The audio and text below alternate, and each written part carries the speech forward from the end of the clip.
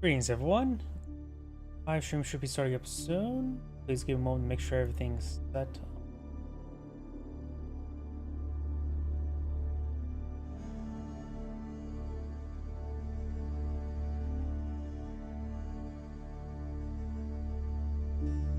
Like it is going.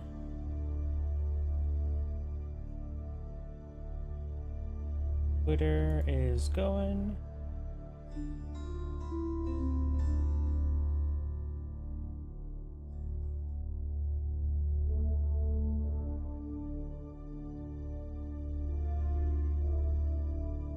YouTube starting up soon. Twitch is going.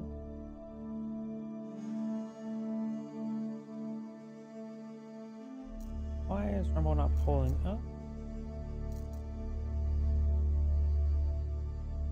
There we go, Rumble is going up now. I just double check my other computer.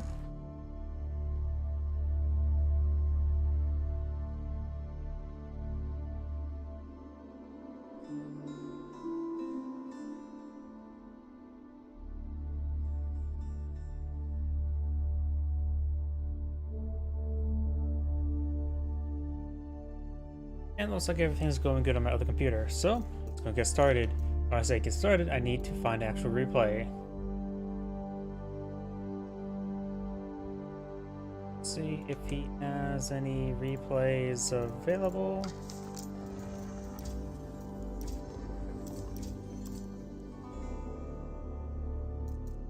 Here we go. Got some replays. 23rd. Sunday was the 17th, so do anything 18 or later. So got a handful of replays here. 118, it's opposite mirror. Let's avoid mirror matchups.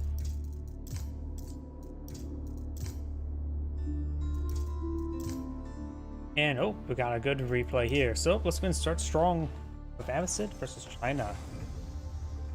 I'm old enemies, right? Like the Englishmen and Scots. And the English and the French. And the English and the Spanish.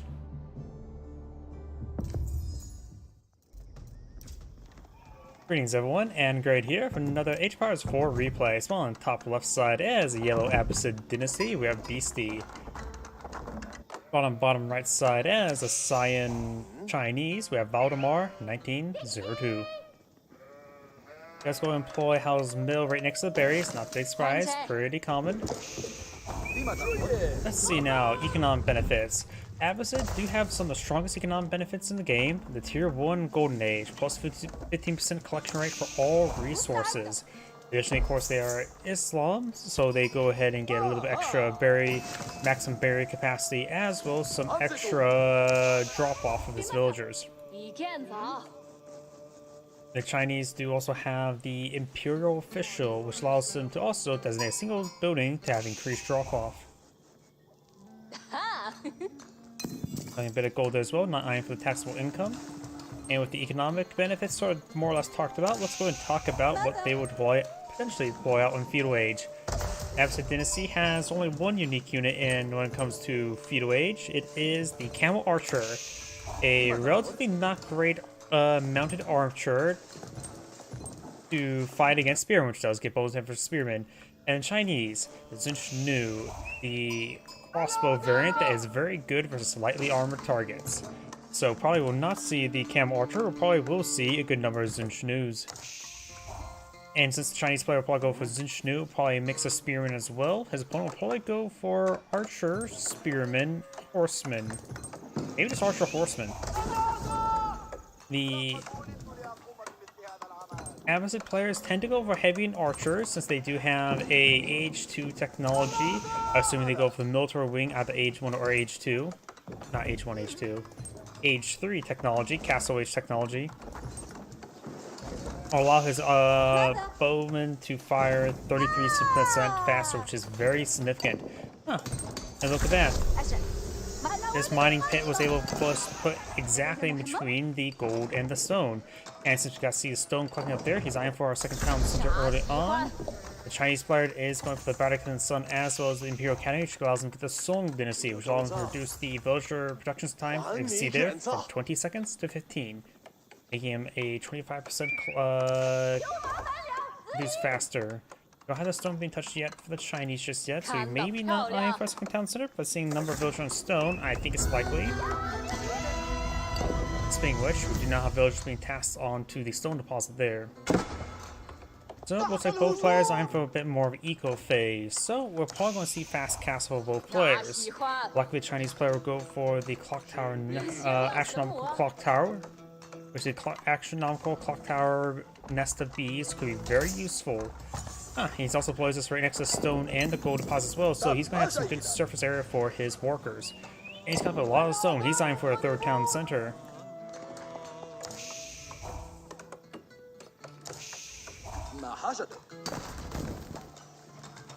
Of course, when it comes to other unique units, the Chinese player can pull out the Palace Guard, a fast-moving man-at-arms with -1/-1 armor.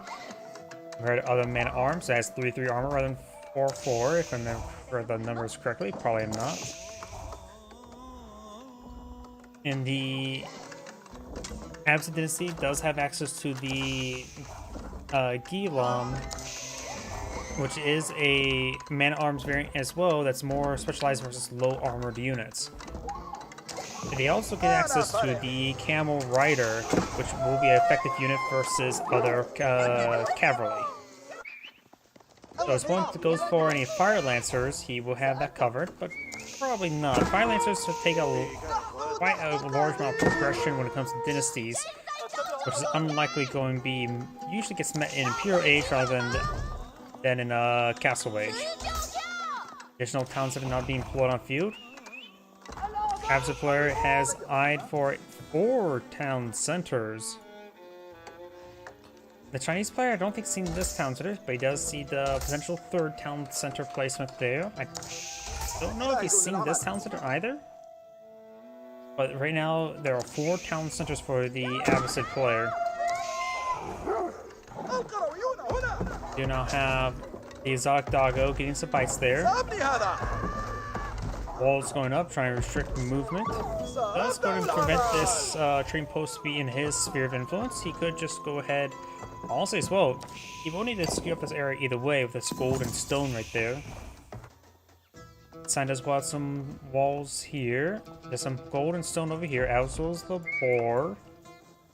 Got the forest park being cleaned on up. We've got 2 town centers for the Chinese player, which ultimately means it's 2.5 town centers, thanks to Song Dynasty. But his opponent does have 4. If the Chinese player deploys an additional town center, it will basically be 3.5 or 3 3/4 versus 4, which is pretty similar. So maybe a good idea for the Chinese player to go for another town center, maybe not.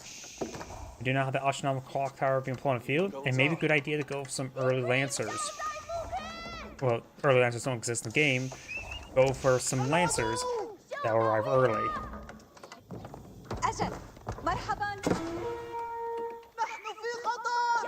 Bit of damage there onto the scout. Now we also have military wing being pulled out as well. Right now, even though Yellow has a larger number of town centers, his villager advantage is minimal, but will grow relatively quickly.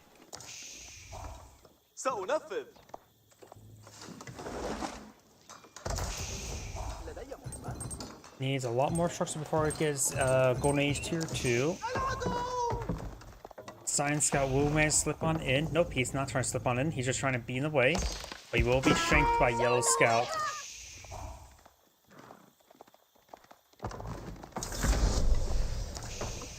Both players are now, nope, just China is in the Castle Age. And do have the monster going up. If you get some early advantage for the relics, that could be great. Yellow has put up some walls around this relic here, so it will be an within sphere of influence, but Cyan can still claim 3. Eventually put all 3 inside pagodas.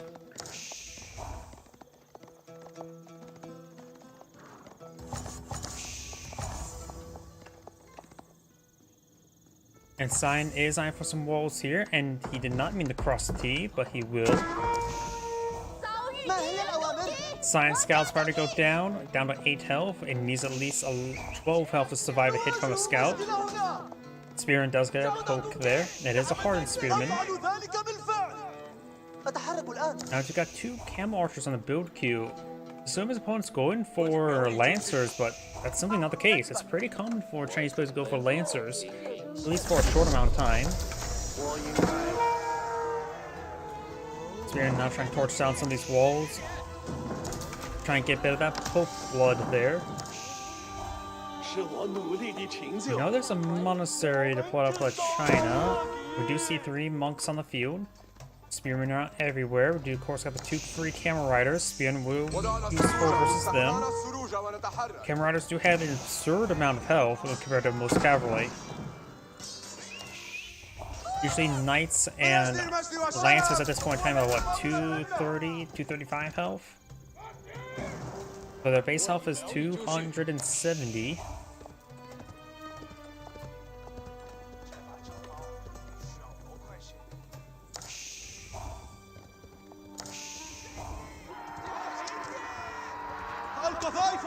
Camel Archers do bonus damage versus a light melee, so the Camel Archer can do some good damage there, but does take some big hits. Some Imams could heal him up, does take out one of the Spearmen. And this villager is trying to build some walls there, but can't get past his opponent's walls. Science picked up 1 relic, or has claimed 1 relic, and has picked up 2. Spearmen now pushing to engage these forces. Palace Guard will also be usable in this situation, as well as Zoom Schnews. We do got a good number of Chinese crossbows from point of view, which would be a good item versus the Palace Gilams is going to be fighting against. This one is also going for a good number of crossbows. So maintaining Spearmen crossbow production will be a good composition, as well as some Clock Tower and Nest of Bees.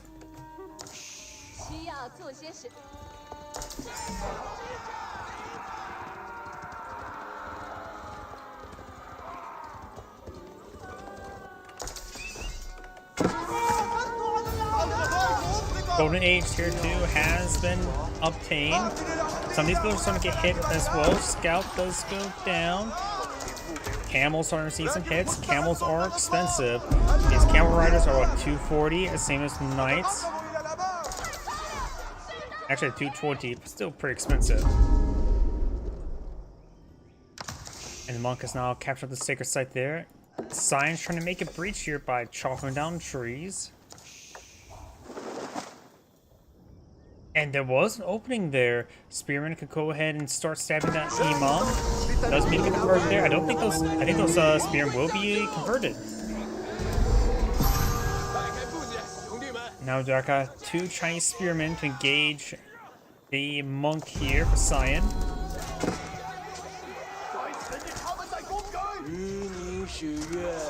He does take out both those Spearmen there.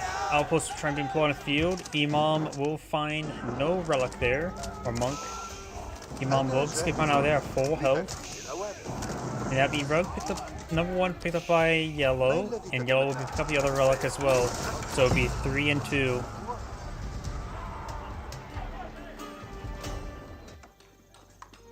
More of those rice fields are being employed on the field. We've got the composite bowman research there. He's going for a good number of bowmen, realizing that crossbows are not the answer. He's usually traditional in these sort of matchups, and usually at this point in time. Chinese players tend to deploy a large number of Lancers or Palace Guards at this moment, but in either case, neither is true. Plus a wall there. They've got a good number of Spearmen and crossbows here as well. Cyan, and Yellow's Science Village just went, or crossbow went too far forward. It's not going to engage with there for Cyan overall, but Clock Tower and SCBs will find a good volley there under the crossbows. Elon's trying to hit the Clock Tower and SCBs, but does have extra health because of the Clock Tower variant. And these Gilons are sort of just stuck there, though they will get some good damage. They do specialize with slightly armored units.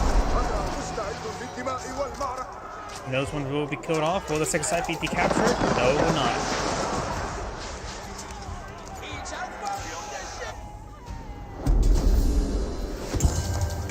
All 6 sites have been catching up by Cyan, but this will shortly change in the center of the map. Colonel Yellow does have 125 villagers, very good.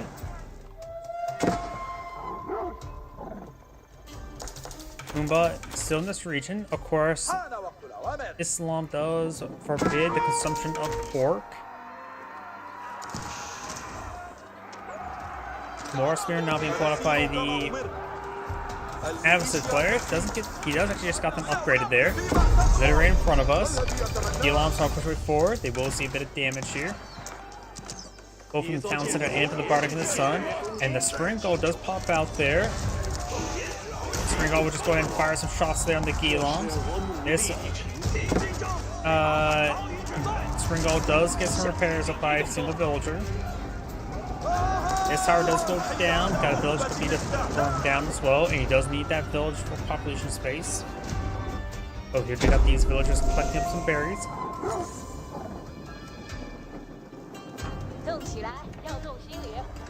Doggo gains some bites there.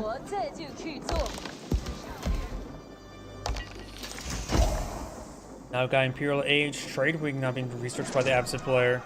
This trade post is not within his sphere of influence, but that can easily change. May also want to lock this gate, blow another gate right around here. That's mostly inside of his walls. And of course, perhaps get out a keep over there, just in case. There's also some good amount of stone and gold in that region to get out a keep for another reason. Villagers now push their way forward over here. Yellow has a Imam there. Looks like they may went through this region. Yellow's trying now to break through these trees. Does break through the trees there. Now eyeing for this stone deposit and gold deposit. He's going deep into his sphere of influence. That unit does spot all the military forces. Doesn't see the villagers yet, so a keep should be deployed out before this force arrives. We do not got Guillaumes with archers advancing on forward. Composite bowmen. Let's get some kills on some Chinese villagers. Crossbows trying to engage.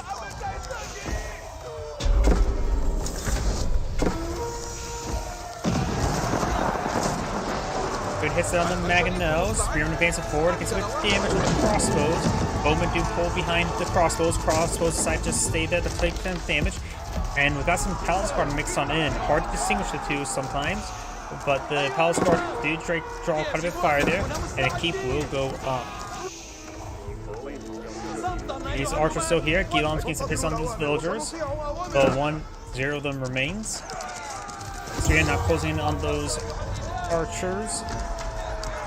And you've got the villagers still pulling out some outposts here. Does get the outposts built out, and now these forces need to be forced back. So we've got some archers over here, and nothing really here in engaging them. The town square was firing there, but now these archers are firing away. Guillaume's in the mix as well. Right now, Science is having trouble patching everything up. Just too many targets in front of him. And now it looks like Science trying to claim up the stone deposit. There's no counterpart gold deposit in this region. The large ones here and here. This one's safer for Yellow. This one's supposed to be towards more science inside the map, but really it's not. And Yellow's able to claim it for his own coffers.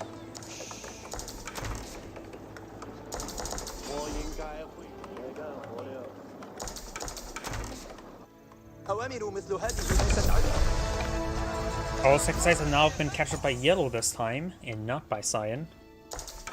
Which also gives Yellow a bit of extra gold income as well. Guillaume, or archers, and single Guillaume pass forward.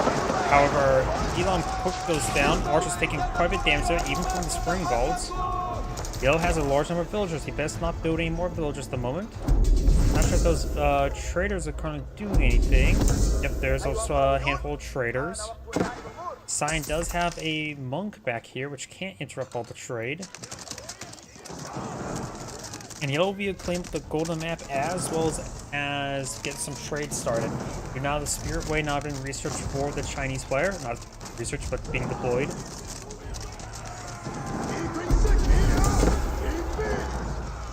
But interesting that he's going for a Spirit Way first. He doesn't have a large number of dynasty units on the field. He only has, well, at this point in time, he only has crossbows. I don't think the Clocktown SMBs is classified as a dynasty unit. I could be mistaken though. Guillaume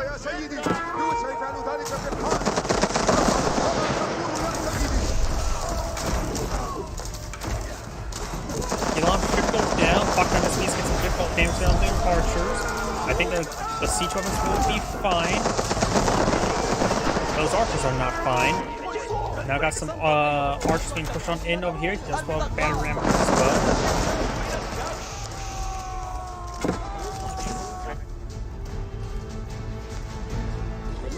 完成了一个工作。 Archers receive quite a bit of damage there. 很好地完成了一个工作。很好地完成了一个工作。 Battle ram still cleaving to this town center. This town center has additional wounds, so has less health. The sign has been deployed on 3 town centers, so he has 3.75 town centers. Moses' opponent's just 4. And oh, look at that! Yellow's fleet is just devouring all the gold on this map. He has villagers everywhere trying to claim this gold. He has an absurd number of villagers. He knows his opponent doesn't have a large enough military force to patch up all these holes. And so now he will take advantage of this and start collecting up all this gold. And thanks to the fact that he has the Golden Age Tier 1, it gives him such a head start when it comes to econ. He's better than team. Like, did he get the increased what's called lightweight beams research? He may have got the lightweight beams research there because he seemed like moving a little bit faster than normal. Could be mistaken though. I don't see a siege workshop on the field.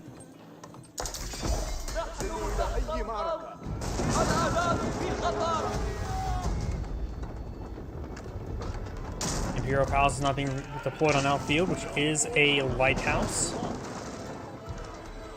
Race players still has some gold here if we can obtain. Not a lot of gold there. I would just say instead of one village to clean up. Batteries push forward, whoever cleans this village, no problem. He don't try to get the clock down SFBs, so there's no crossbows to protect them. He does lose one of the SFBs.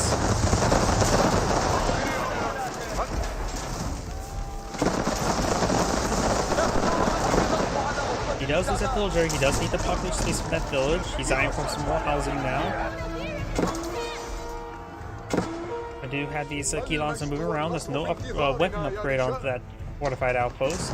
This fortified outpost now receives damage from a battering ram, but it is being protected by a single villager, which is simply not enough. The number of palace guards is now being flown afield. Now it's eyeing for the various advanced trade research. Oh, that was the 8% villager drop off.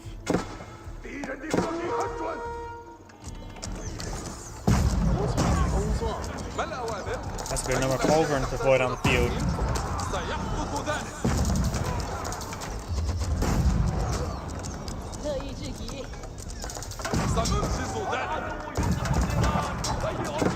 They do go ahead and take out that palace guard as well. Villagers still trying to torch Silence Banneram, having a bit of trouble with that.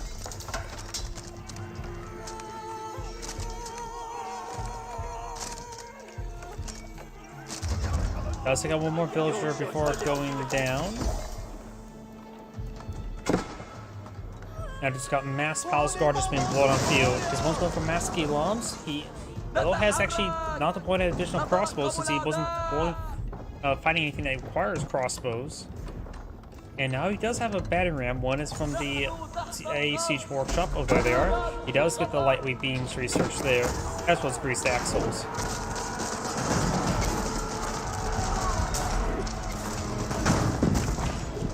Imperial Palace is seeing quite a bit of damage there. Crossbows can be hit with something that's not the battering rams. Springald's doing some good damage there onto those battering rams.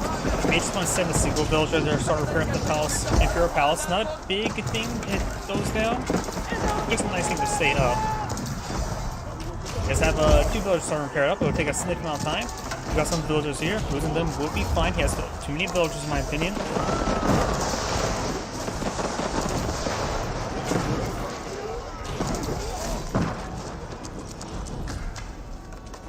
Cannon plays him there. He does lose all of those palace guard. He's going to be getting big ass to chase. These villagers do get annihilated by that barrage, and this wood deposit is his opponent's on the side of the map, so he is losing some wood for him to collect up. His palace does take quite a bit of damage there. Finds a great volley there on those. It could have been worse. Before them firing there, it could have been much worse. do go down there. Of course, got some bombard placements as well as I think some culverins. Okay, those are not there anymore. Well, the clock tower SPs does go down there, survives with minimal health.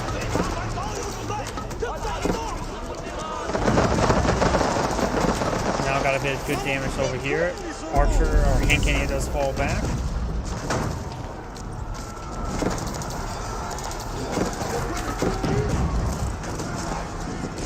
I got the battery rams trying to cleave their way through along the flanks. And these will start to make their way forward. Palace Guard engaging Guilons. And it looks like Yellow's eyeing for some stone walls. Batteries now making their way forward. Gets a bit damage there. Villagers are trying to torch down the nest of bees now, not the battery rams. This battery ram will be focused on by the spring dolls. While additional Palace Guards taking out the other battery rams. Let's lose that keep there. They're making an advance. More Palace Guard way forward, taking on these units. All runs far away. Gains picks out the Palace Guard, trying to close on in now. Palace Guard gains good damage there on the Guilons. Baron's now cleaning their way over.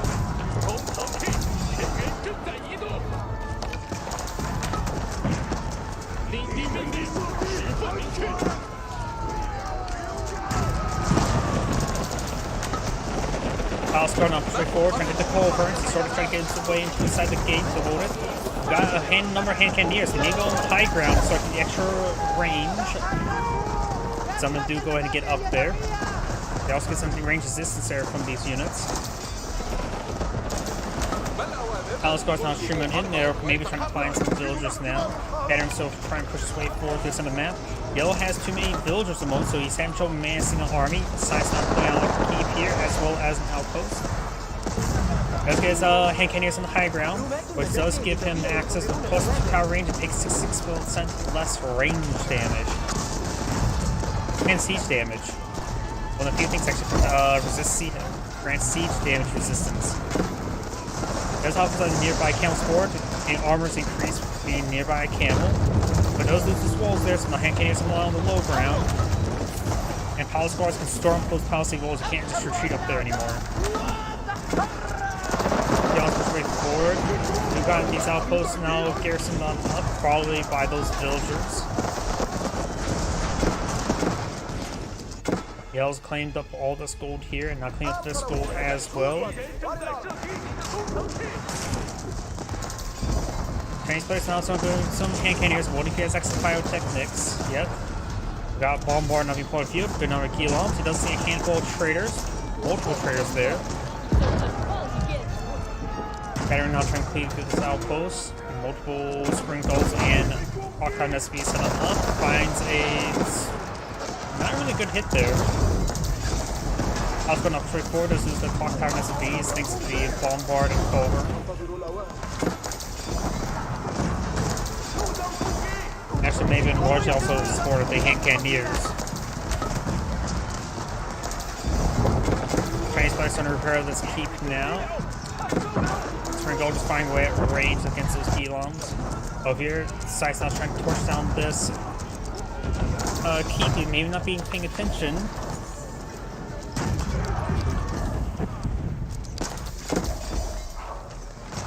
More Palace Guard being streamed on in by the Chinese player. There's withdrawal, he's actually low in gold. In fact, all the gold inside of the map have been consumed. Yellow will torch down that keep. The Chinese player needs to start eyeing for other non-gold speed units. He doesn't have a whole lot of wood as well. He's consumed all this wood, he's consumed all this wood. This wood is now being cleaned up. There's not a whole lot of wood there. And this wood hasn't been taken out of. There's some small wood deposits here and there.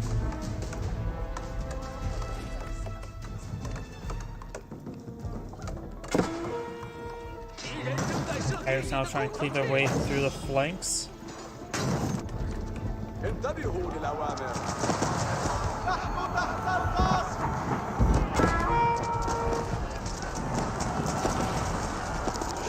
Now we just got a significant number of hand cannoneers here. Veterans now making an advance. Let's find this Bombard here. Palace Guard are pushing forward. More now got some Chinese hand cannoneer. He does have pyrotechnics as well as chemistry. spring off and you start hitting those battering rams. Looks like Yellow's army may go down here, though it looks like Yellow Sign may lose out, so he actually pretty close. He's using his own, he's using his hand cannoneers to clean up his opponent's hand cannoneers. But after all, Yellow can't afford to lose his force. Sign cannot. Yellow also has a backup of some backing of the trade economy as well. Looks like Yellow's most winning this fight.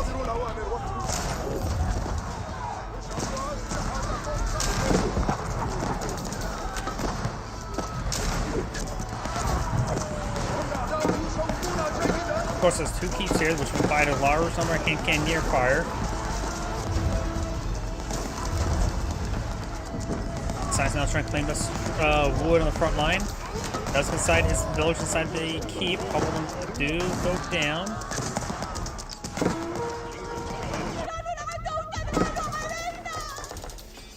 At this one time, he may want to go for some cannoneer slits. Going for a spring gold slit.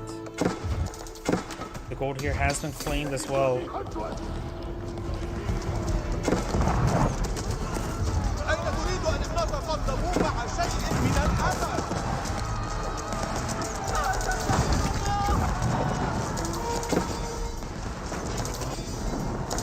Oh, how did a pair of barracks get there? A single villager or a couple of those managed to make their way through.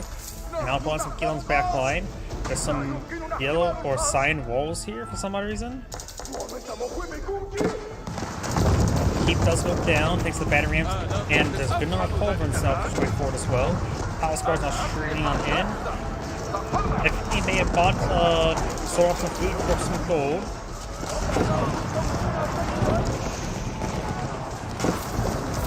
Palace guards trying to hit these mass number of battery ramps, a good number of them on the field.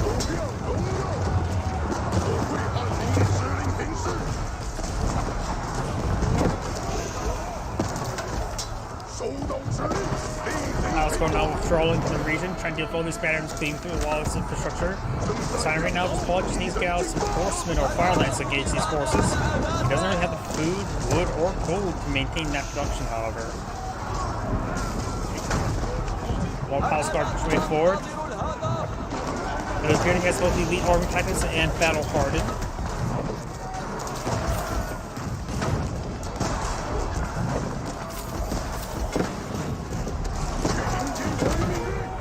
Palace guard now trying to overrun these cannoneers. If he able to deal with them, he would be able to deal with the other force a little bit easier. The amount of infrastructure starting being cleaved through. And the Chinese players are running out of gold. And these Palace guards will go down.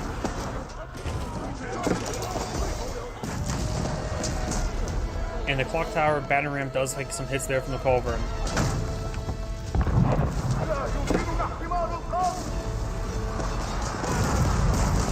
Tom pushes his way forward, getting some damage there on these forces.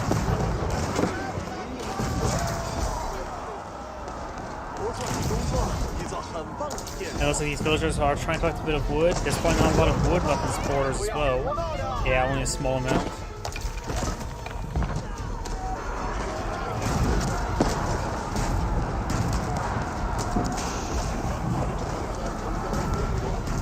Sign does have all three of his relics inside the pagodas, can tell, because there's nothing inside of his monasteries.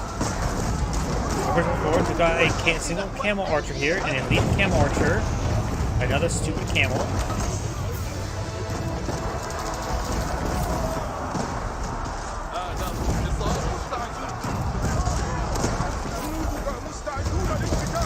Palace guards looks like we're able to win this fight over here, but they are to run away now.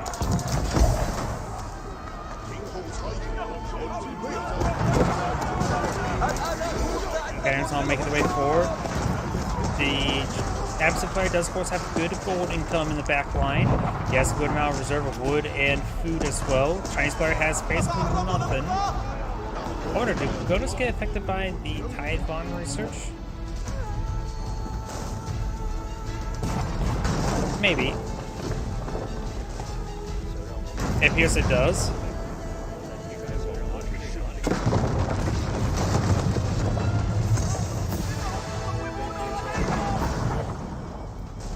handful of crossbows have been pulled on field. He probably does need to mix in some archers or horsemen at this moment in time.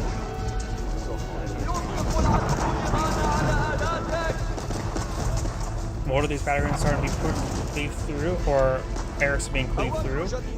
This outpost will go down as well.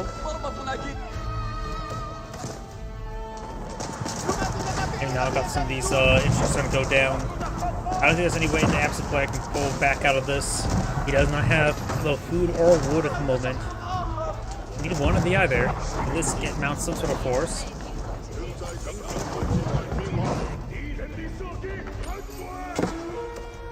Playing that little bit of lumber would be important for Cyan. And these are not upgraded crossbows, they're just regular crossbows.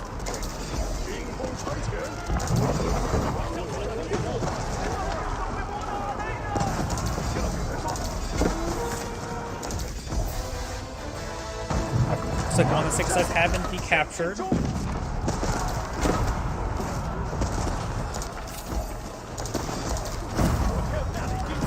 Canadians starting to be close on in by the Palace Guard. Camels do hold the line as long as they could. Culverins getting some shots there. And the Culverins do go down. Palace Guard and crossbows not hitting the hand cannoneers. And sign back to the game now. This Anagrade saying, thank you for watching, and on to the next replay. Oh, howdy, I just saw your YouTube comment. Let's go and find another player.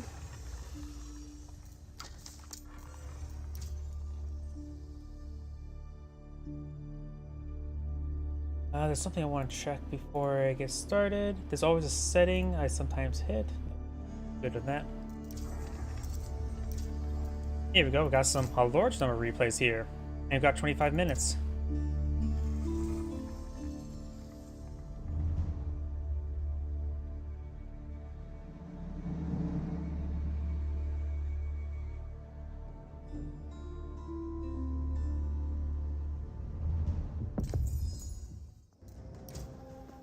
Greetings everyone, Anagrade here for another Age of Empires 4 replay. Spawned on the south side is the Red Chinese. We have Baltoon.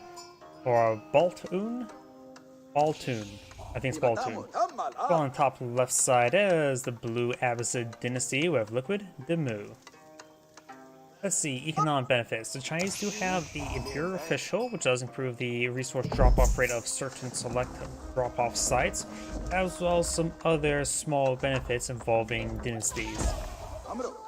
So some of the dynasty having your villagers have 25% less production time or cost is very good. And the Abbasid Dynasty, I would say, has one of the most powerful economic benefits in the game. The Tier 1 Golden Age, plus 50% collection rate for all resources. Once you get to a meager 10 structures, which is obtainable around very, very early feudal age. Good amount of gold being clicked up there, very nice. Gain some of that taxable income.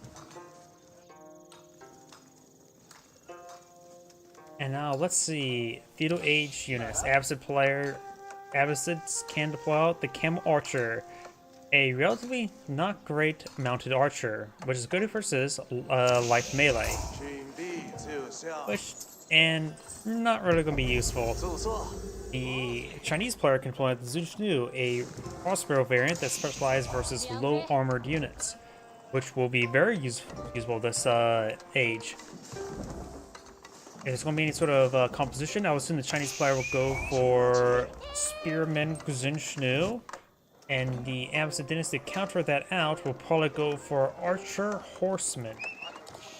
Abbasid players tend to go for heavy and archers thanks to their Castle Age potential technology of composite bows.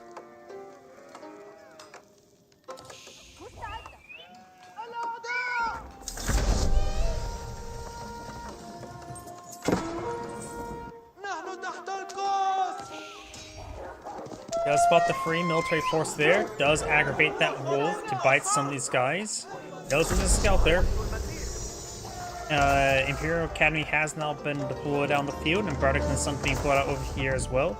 which will provide some protection for a stone deposit.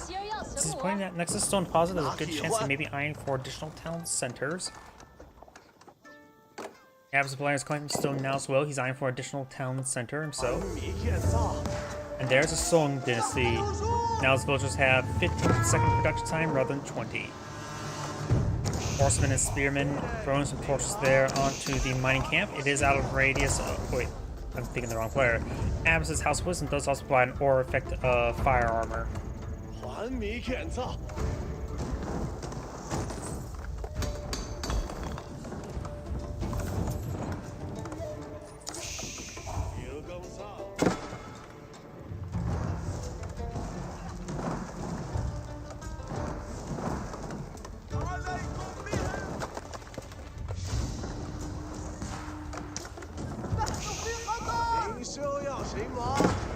Mining camp does get set ablaze there. Archer's pushed right forward, but only finds hits down the Imperial Academy, and the Bardic in the Sun will get one kill and will eventually get a second kill. 2 more hand cannoneer shots, and he's down. Does pull back 1 shot remaining. Mining camp has been torched down. By this point in time, it's not really needed. You can always get additional gold by collecting up taxes.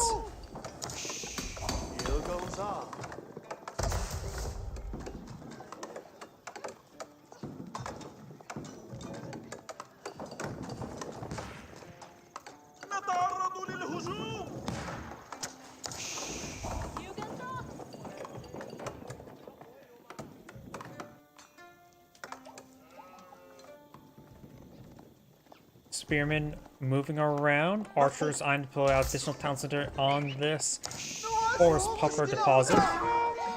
He'll start building it.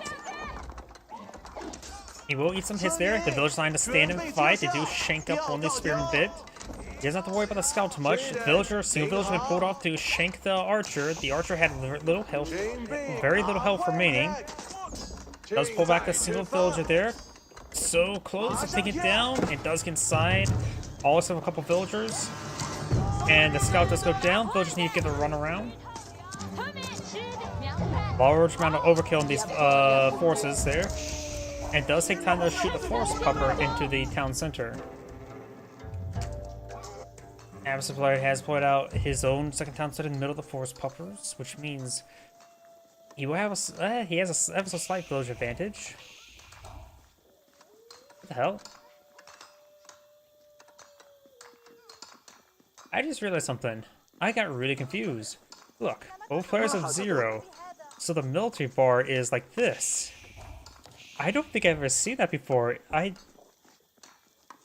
Yeah, I've never seen that before, and I thought, I was like, something looks bugged out up here. Like, what is this bar? It's simply just, there's no military on each side, so it's actually completely blank. So, seeing how no side's building a military at the moment, or has a military on the field, I am going to go ahead and fast forward a little bit more, as they're both vying for a castle age. Of course, the Chinese do have technically 2.5 town centers for them than 2, so they will start pulling ahead in villager count. And Reds are playing up this gold here. So, with this more of a clear direction of going to Castle Age, let's talk about Castle Age unique units. Of course, likely the Chinese player will go for the astronomical clock tower, which will of course allow them to build astronomical clock tower variant of all the siege weapons. The clock tower Nest of Bees is a particularly good one because Nest of Bees are pretty good as a unique variation of the Magno. More geared at dealing damage to infantry, does little less damage versus buildings, but should be very good in composition of likely his opponent going for mass composite bowmen archers. On the counterpart, his opponent will have access to both the Gilam and the Camel Rider. Camel Rider is an anti-cavalry specialist, and the Gilam is a man-at-arms variant that specializes in dealing damage to low armored units. Oh, we got some traders on the field. So do we got some early trade being pulled up by the Abs player? Did he go for the trade wing? Yeah, he went for the trade wing, not the economic wing. Like he would go with the economic wing last because these technologies are all good. Though Fertile Crescent be at diminishing turns, but at least dirt cheap either way. And of course, now got the unique Palace Guard being brought up by the Chinese. A fast-moving man-at-arms variant with one less armor. Does go and go for Pierce armor research. Makes sense. He's expecting a good number of composite bowmen. We have some crossbows now being pulled out of Absid, which actually makes sense. He knows Chinese players like to pull out their Palace Guard, and this will allow him to get a good counter there. Does not. Oh, he does ghost that one up in time. He does get destroyed there, allowing these Palace Guards to hack apart some of these villagers. We got a pair of crossbows here for defense.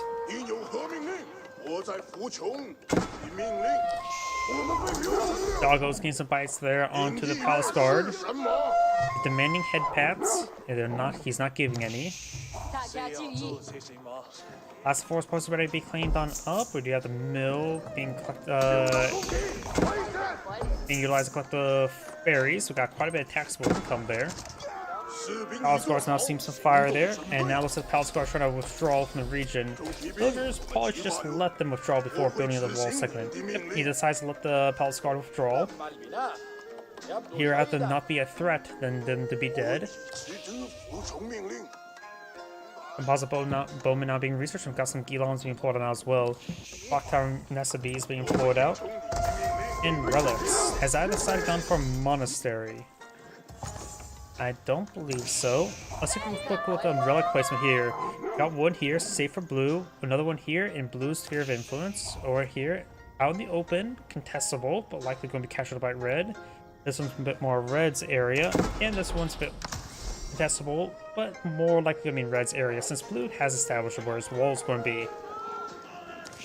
Red's now trying to break in through this area here. Does down the tree. Palace Guard can't make it through.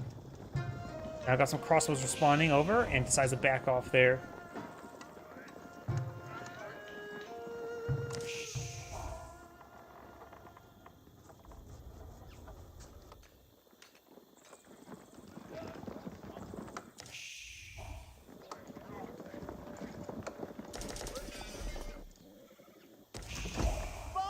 We got two traders have employed a few. Abbasid traders, I should also mention as well, are cheaper than even Mongolian silver tree traders. And not to mention, with a small amount of research, they're simply much better. Of course, I say small. The first research will improve their capability by 25%, while Mongolians technically get up to 30% without any research. But when it comes to their Imperial Age, they of course can get an additional 30%, while Mongols have to spend about twice the amount of resources there just to get plus 20% to get stone.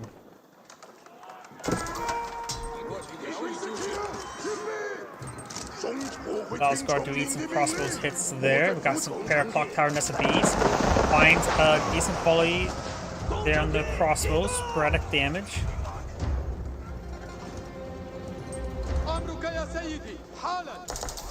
Sorry, you may hear my drink opening on up. Crossbows advancing on, or back. Palace Guard sees some damage there. Elon does brave some rocket fire.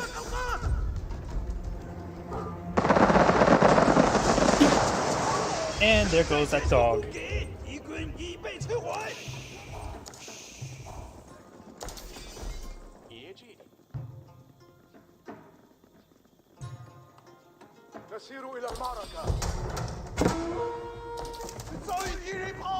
And now the Gilon pushing forward, getting a bit of damage onto those villagers. And it would be best not to engage Gilon to the villagers because Gilon specialize in low armored units. Does go ahead and let the walls being built there. Some are partially built. Gilon's controls down that one pretty easily. Yes, Gilon's now seeing some fire here. We also got some spearmen now put up by the Chinese player as well. Gilon's now pushing way forward, trying to get a bit of damage here.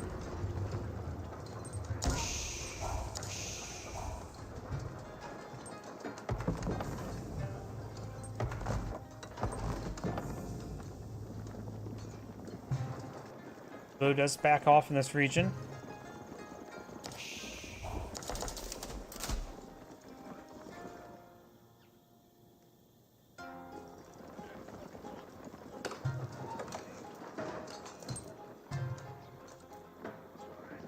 And right now, blue is just being a little bit passive. And you got some monks now pulled out on the field. على أرجلكم وليتحرك الجميع. سأفعل. 命令即将下达，有人去吹马。 Lockdown SBs advancing forward, maybe eyeing for a bit of damage on the crossbows. سمعت ذلك. And now I do have the exotic dog against fights down the pure officials. And the doggo does go down, put down by, like I would assume, by ATF agents. Ooh, Clocktown SBs may go down here, does go down to the Gilons. Does lose a good number of Gilons in return, though.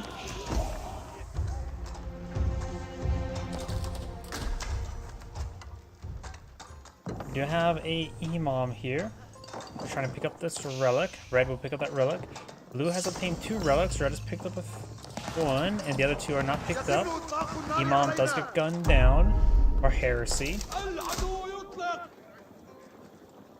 He knows there's a small little army there. This monk will go down without the relic. Now Red's trying to pull out a palisade gate here in order to allow his monk get out. Red's now trying to push over here to engage the mostly crossbow or entirely crossbow force here. Crossbows, of course, good versus armor. Not exactly. They do hit hard regardless what they shoot at. أجني أجري كما تأمر يا سيدي.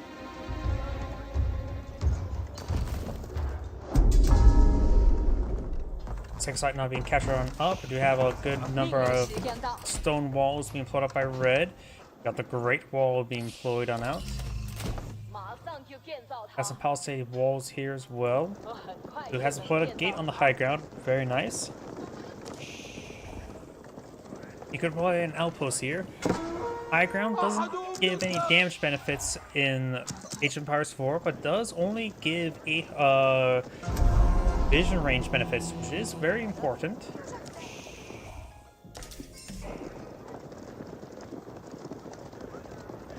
And most of the stone walls have not been built there. Villagers moving around. Good number of horsemen now will go over on the Imam, or the monk.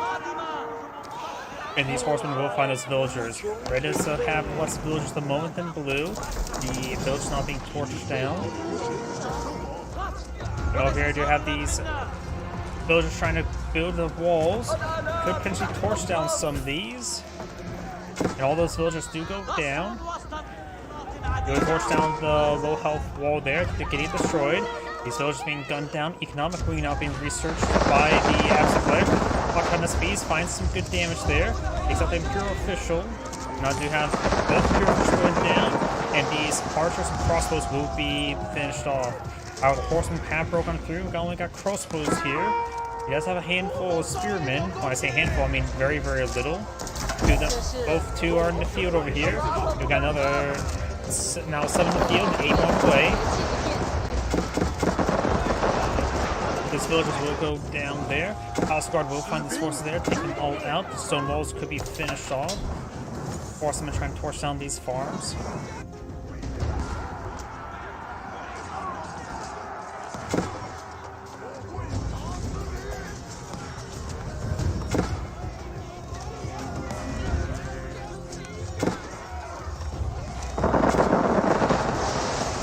Lockdown SBs do find a volley onto the Gilons.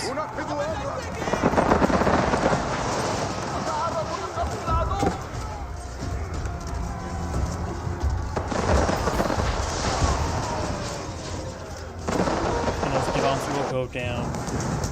We got another battery here trying to break this keep, but he does want to try to torch down a little bit. You could try clicking this gold deposit first before clicking this one, so a bit farther forward. Red's now advancing forward with these Palace Guard and Spearmen. Maybe they will even get some good damage on the Horsemen if they were to stand still. They can stab them. Phantom's not connecting with the keep. Villagers may want to get inside the keep there to let it fire its arrows. Some of the villagers do go down, but most of the crossbows are going down now. The villagers should take time to torch down those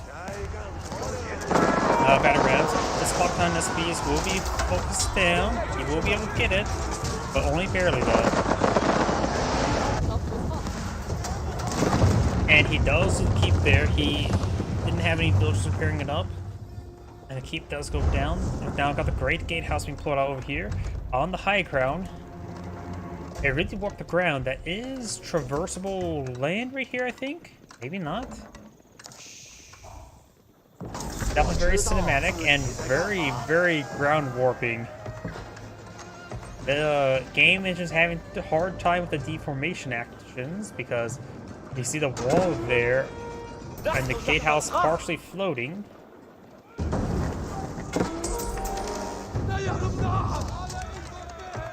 Some villagers do get killed off there. The Chinese player now has less than 100 villagers, who does have almost 240. And some of these villagers will be hit as well. 下来，兄弟们，新指令，马上完成。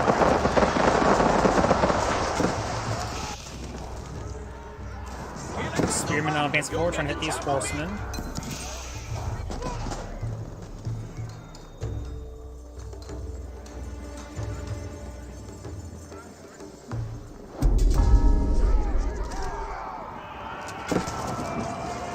Palace Guard again some hits there on these horsemen. Over here, do not have these horsemen trying to break through the palace walls. Blue has a good amount of trade being pulled out of the field.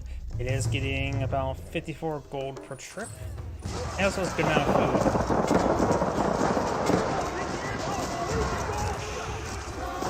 Horsemen take quite a bit of damage there. Also got the Camel Rider.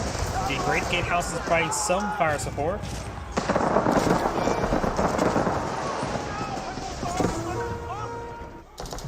Blue's finding some of those gold camps, starting taking them out. We got a good number of crossbows here, as well as a pair of spearmen and a Gilom. All the squads now trying to produce being pulled over there as well. This force on the falling back. So there's no hand cannoneers here, but the Great Gatehouse getting some great damage to the hand cannoneers. Okay, we'll get one more. Oh, no, so we can get these guys out of range. The Great Gatehouse now. Battery's not pushing way forward.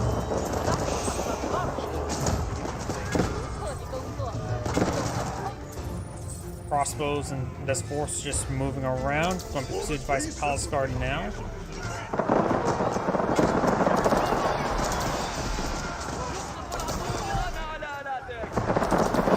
He does have phalanx research as well. He can increase range on his spearmen.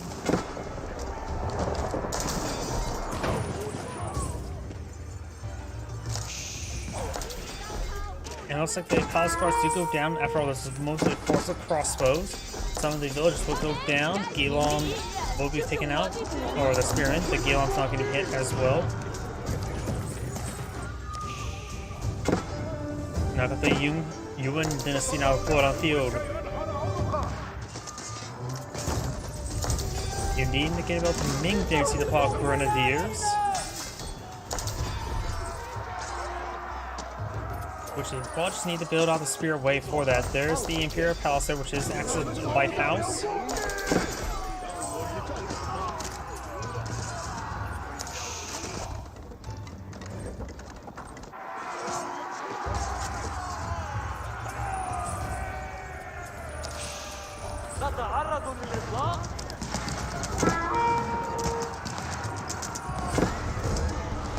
Spearman advancing forward, does get some good damage there.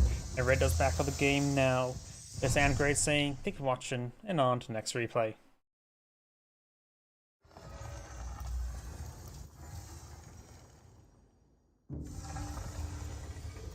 There's a good number of replays here, so let's go and find another. Oh, and more replays now being finished. And that's the one we just did. 41 seconds, let's do it. Same players, 30 minutes, so I suppose we could do that one. 27 and same players, we could do that one. A lot of customs. 21 minutes. Bruce versus French, a little bit short, but keep that in mind for later. 22 minutes, we could do that one. Same players.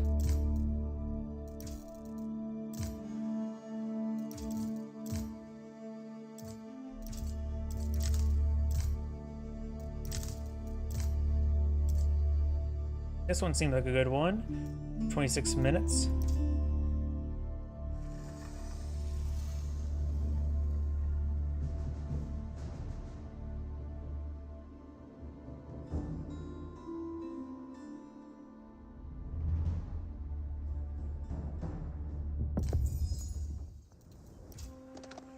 Greetings everyone, and great here for another Age of Empires 4 replay. Spawn on the left side as the magenta Chinese with Liquid Demu. On the right side as the orange Ottomans, we have Sun Zhao. Zhao, I think.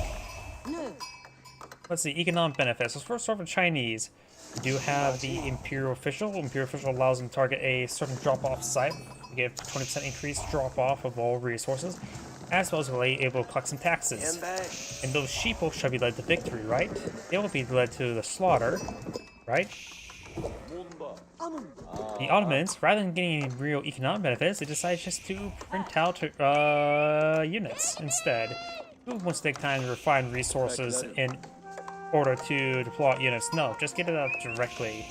And now the Bardic Sun being deployed on the field, and since putting next to the stone, I'm assuming he's going to go for additional town centers. There's 2 stone deposits right next to each other here as well, so it could have been a little bit better placed.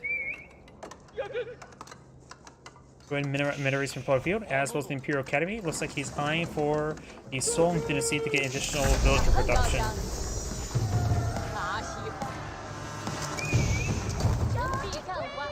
We got an outpost here, a little bit too close.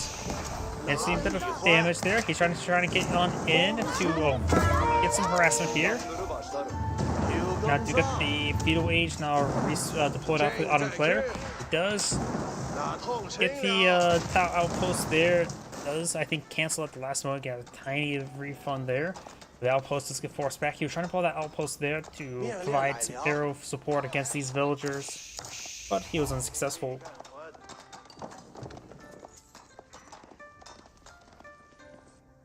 And now we got additional Ottoman towns that are being deployed on the field. He is relying on the single military school for production for defense units, eyeing for some archers. Oh yeah, been forgetting to do that for everybody.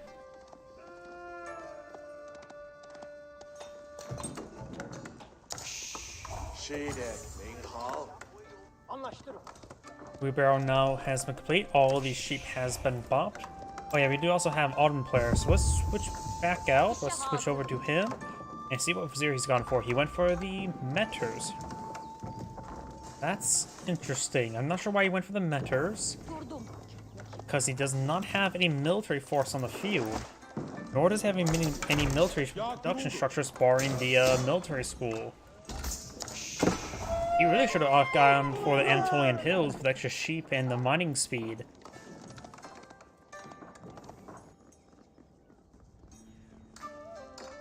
You now have another Chinese township being deployed on over here. It could be deployed close to the forest puppers. I don't really like that position there. He better get a mill for those forest puppers. Needs a bit more wood before we can get out a mill himself. That should be very soon. And there you go, he has enough.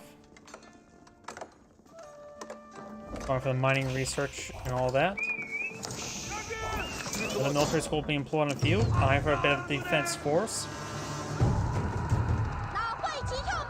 Vegeta Scout does spot all the defensive spearmen and archers. He does not see any military structures at the moment, so he may have an eye once going for eco.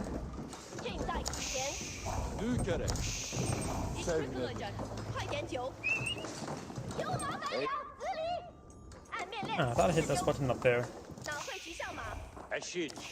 Archer and spearman are moving around.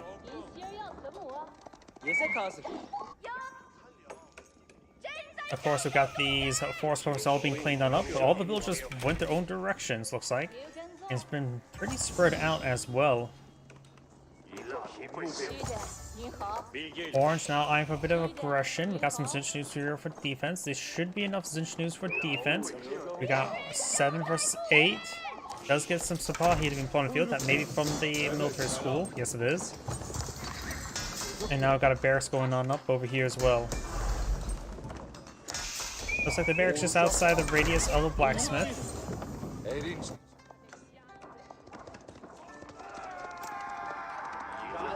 They'll just do back off the town center. We do got an outpost being put up by Orange here, trying to be annoying. The outpost will be pulling a field, but there's nothing that will be garrison out of it. The Zinchus should be able to clean up. Village taking a lot of hits there. Villager does go down there. Metro does have attack speed enabled. Got this single outpost getting some arrow hits here now. If there's all those Zinchus get pushed back, okay, should be able to clear out the outpost. And now he does get out of range of the forest puppers now. Since that forest pupper has been cleaned up, he can just ignore that outpost for the time being.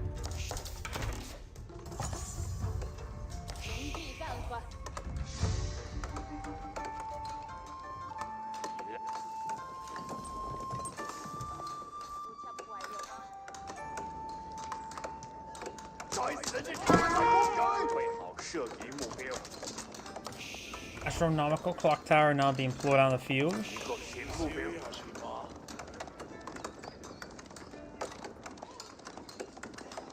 那很高兴。看到漂亮。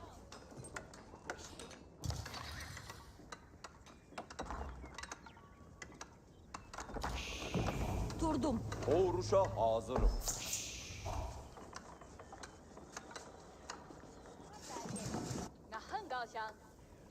Another village over here. In the head, Imperial Army now being pulled on the field. Astronomical clock tower as well. Got a nice line of housing there. And now there's another Vizier now available. He will probably go for the military campus. Oh, he went for a field works. Ah, he went for that right now. So we can go ahead and get the imams out immediately so he can quickly pick up those relics. He does have the Mahid Imperial Armor still being built. So those imams do have a bit of time before they can't pick up the relics, so just more than plenty of time for them to travel to the location. Now the fortified outpost will be cleaned up eventually. This is a weird engagement, and these upgrades are not going to make a difference, other than they'll give them an increased amount of health and take more arrow hits.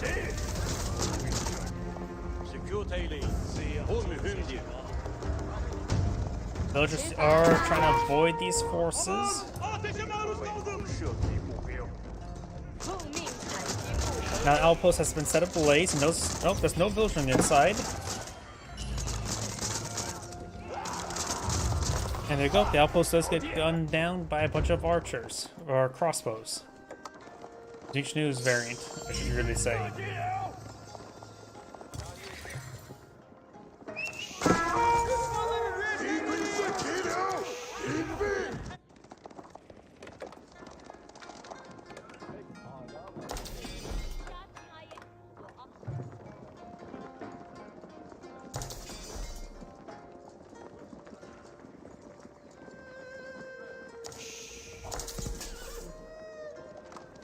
Palace Guard now pushing their way forward.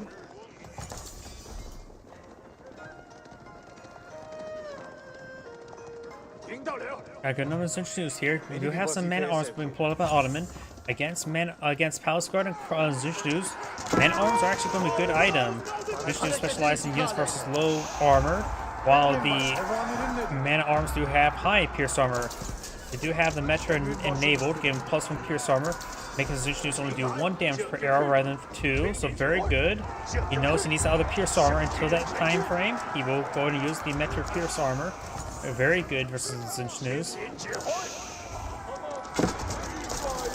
That Imam does get gunned down there. Which has picked up one relic. Looks like Ort has picked up relic here and dropped it off right there. Palace Guard are trying to run away. Lancers now trying to push away forward. Got a good number of archers fighting away.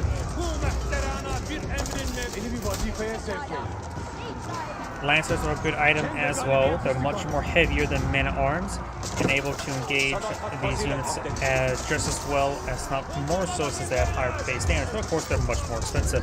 Pricey expensive than men-at-arms.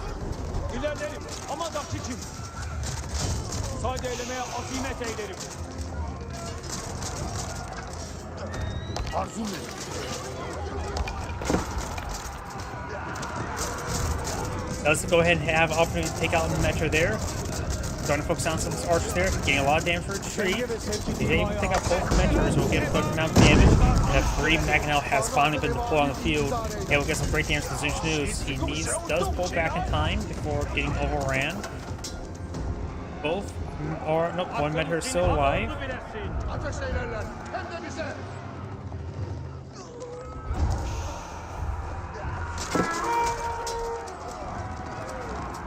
Cenge azimet eylerin. Turn does go down there. We do actually have a pair of crossbows now mixed in with this army. Will be good versus these man at arms as well as lancers. All the lancers have been killed off. One more is on the build queue. One more has been pulled on field. And Magenta has picked up 2 relics, while Orange has picked up 0. We know about this one that's in his area. We've got another one there. That one. He has not deployed a mosque yet. Okay, he has deployed a mosque. We've got a relic way over here as well, so Orange should be able to clean up 3 relics, and the last 2 will just be in Magenta's control.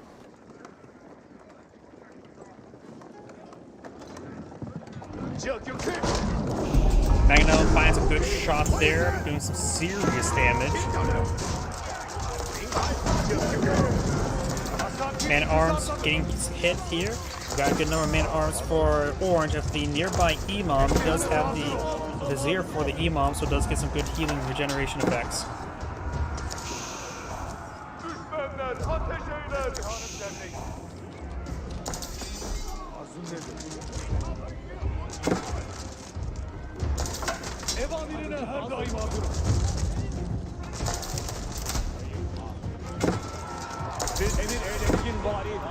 Lancer does see a bit of damage there. We do not have these spearmen pushing way forward. He is getting some good hits there. The Man at Arms do have the plus additional pierce armor, so the Zinch Dudes will only ever do 1 damage to them.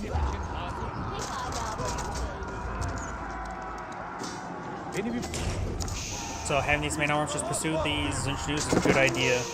Zinch Dudes, of course, are not very fast. Same thing with Man at Arms. Palace Guards, however, are fast.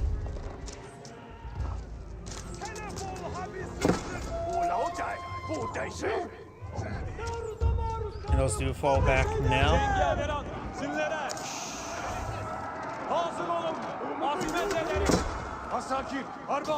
Crossbows or Zinch News now just will be picked off very shortly. These Palace Guards are just dancing around. Right now, Orange has a small army than Magenta, but Orange has a higher quality force. Much higher quality force.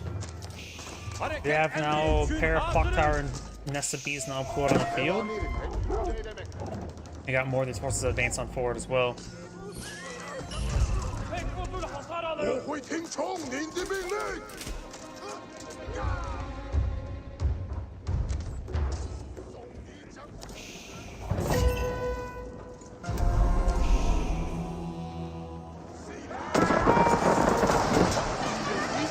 Good damage there. These forces are pushed away forward.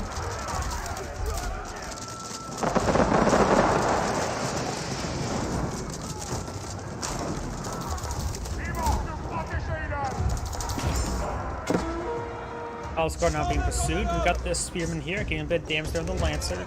Does pick him off. We have the Imams here, getting some great AoE healing. Second Maganel now float on the field, so he does have 2 free Maganels now out on the field. And now do have the greased axles being researched by the Chinese player, and he's going for the Imperial Palace as well, which will put him to the Yuan dynasty if I get my dynasty names correct, which will allow him to deploy out Fire Lancers.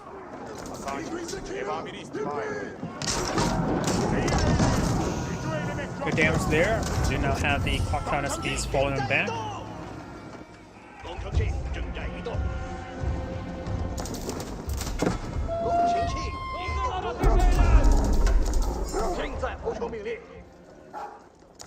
Zalek Doggos pursuing these forces.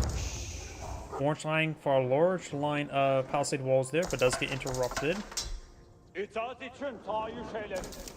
Imperial Palace does act as a lighthouse, able to spy sea within 28 tiles within around it.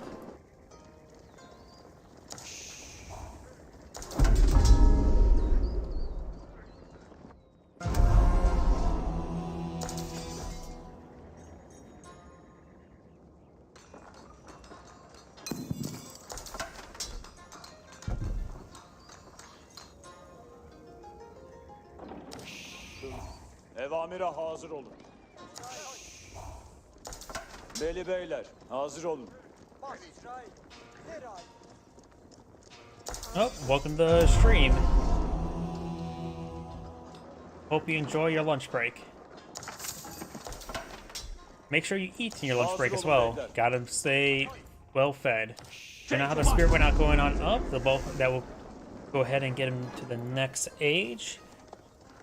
He is pulling the spirit way back here. Doesn't have to be far forward. The spirit way course allow him to make increased usage of his dynasty units. Multiple points now being decaptured by Magenta. Apparently Magenta had all 3 sacred sites captured. Wasn't really paying attention there. And now there's Imperial Age for the Chinese player. He's immediately going for the ancient techniques, giving an increased collection rate for all resources, depending how many dynasties pass, which should compound quite nicely with the granaries among just obtaining all the resources in the field. Palace Guards now able to take out these units. And those units do go down. The Spirit Way also reduces, 50% less research costs here.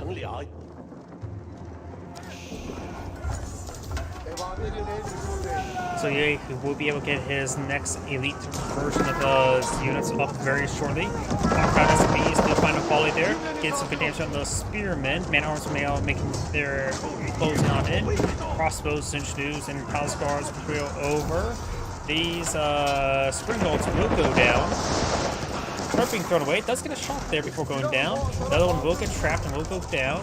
The Imon's not getting hacked apart by the Palace Guard. Palace Guard's now charging way forward.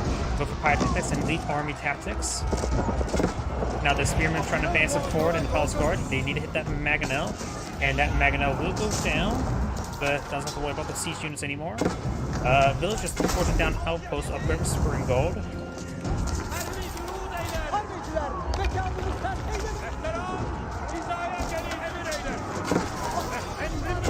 Now got these Emons doing some great healing capabilities over here. Mangonel does find a volley. He gets a good shot there.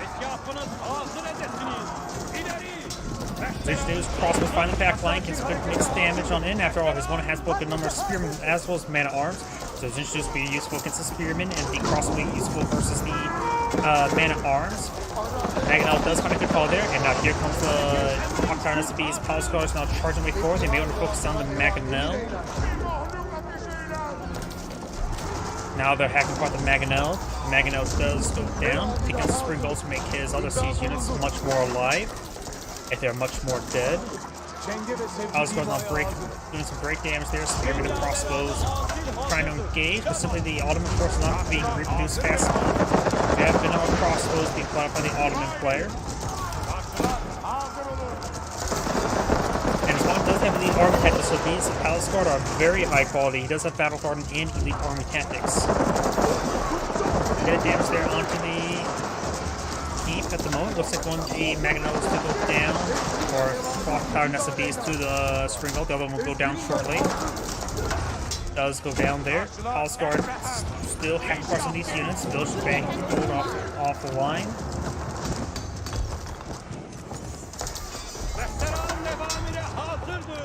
Man-at-arms way forward. Do not have the Palace Guard and the Man-at-arms now engaging each other. Battering ram quad and field, that's exactly what he does not need at the moment. Oh, was that from the Hidden Imperial Armory? Interesting. I guess he was thinking he would need battering rams when he was on the offensive. And that was definitely a bad prediction at this point in time. Palace Guard's not pushing forward. Able to hack apart some of these villagers. Those ones have been cleaned up.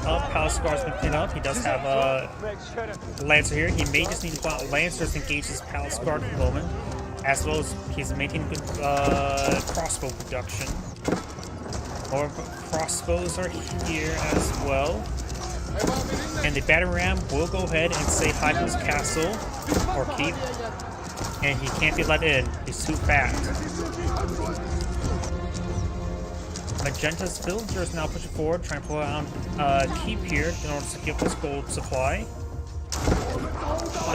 More palace guard up here. Heck, more villagers. Or's down to 76 villagers. He's lost a significant number. There's palace guard everywhere. The hard units something to lock down since they are pretty agile for the infantry unit. And simply just can't order slow-moving crossbows pursue them. Not only palace guard is faster than spearmen, they are much faster than archers and crossbows. By the way, Orange is back in the game now. This is Andgrade saying, thank you for watching, and on to next replay.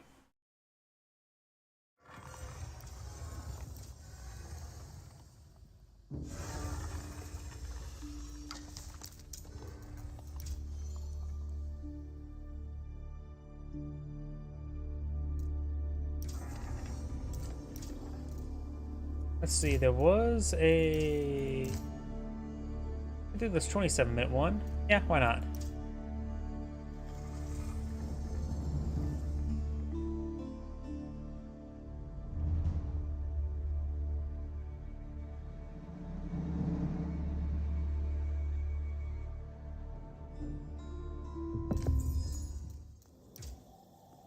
Greetings everyone, Andgrade here for another H-Powers 4 replay. As well on the south side as the Red Ottomans with a Ball Tomb. On the north side as the Blue Mullions with Liquid Demu. Economic benefits. The Ottomans, rather than taking time to collect up resources and refining them, they just want to pull out his units outright. They will pull out the military schools for some free military unit production. The Mullions, they like to pull out mining pits, which will give them some free gold as long as build out some additional gold if they have some housing around them. Additionally, they can deploy out some cattle ranches, get some doggies, and put them inside some cattle ranches and get some extra food generation instead. So you can take time to collect the free gold, turn it into free food, and then get good dividends from both.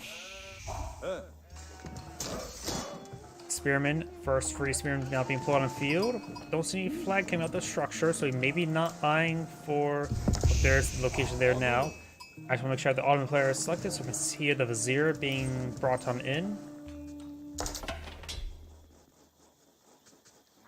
So Spearman eyeing for a bit of aggression. It's not uncommon to see a bit of aggression onto the Mullions with their very exposed housing.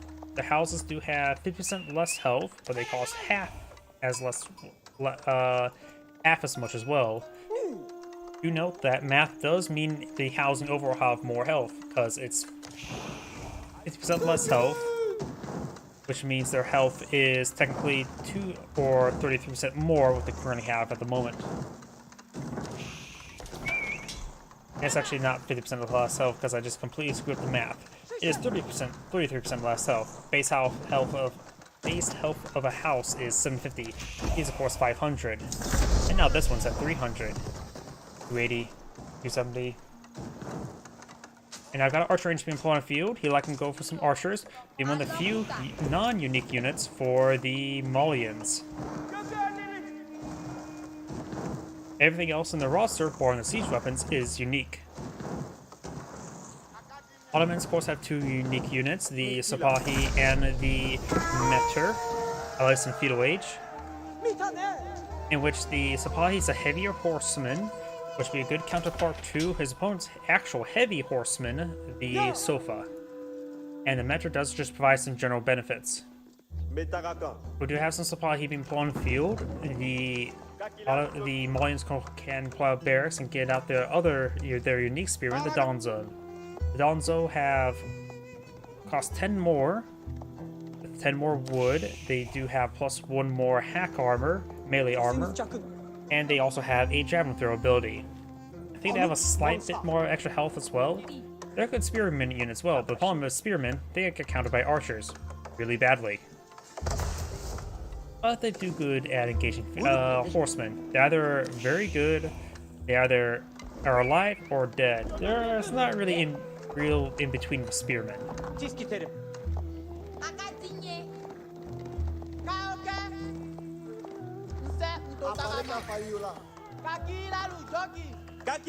We got some javelin throwers on people on the field. A javelin thrower is a good, honestly, general purpose archer unit. If you compare it to the Malian archer here, the javelin thrower does have 3 pierce armor, and they do have 8 damage, and they do bonus damage versus range. Their attack speed is the same speed as crossbows, so not as fast, but their harder hitting potential makes it actually decent versus, say, horseman variants. Counter Janissaries? Definitely Mangonels and Archers, I would say. Janissaries have less range than regular hand cannoneers. Archers are pretty good versus them, as well as Mangonels are always good versus large groups of archers. Or any ranged unit in general, since Janissaries do have the same low health inherence of most archer ranged units. So Mangonels are pretty good versus Janissaries. Of course, not always easy to get those good juicy shots, but Archer is still a good counter to Janissaries. Avoid using Horsemen since Janissaries have high bonus damage versus Horsemen. Man-at-Arms can be a bit more resilient, so they have lower base damage and high rate of fire with their higher base armor, but still not a great item, just a okay item.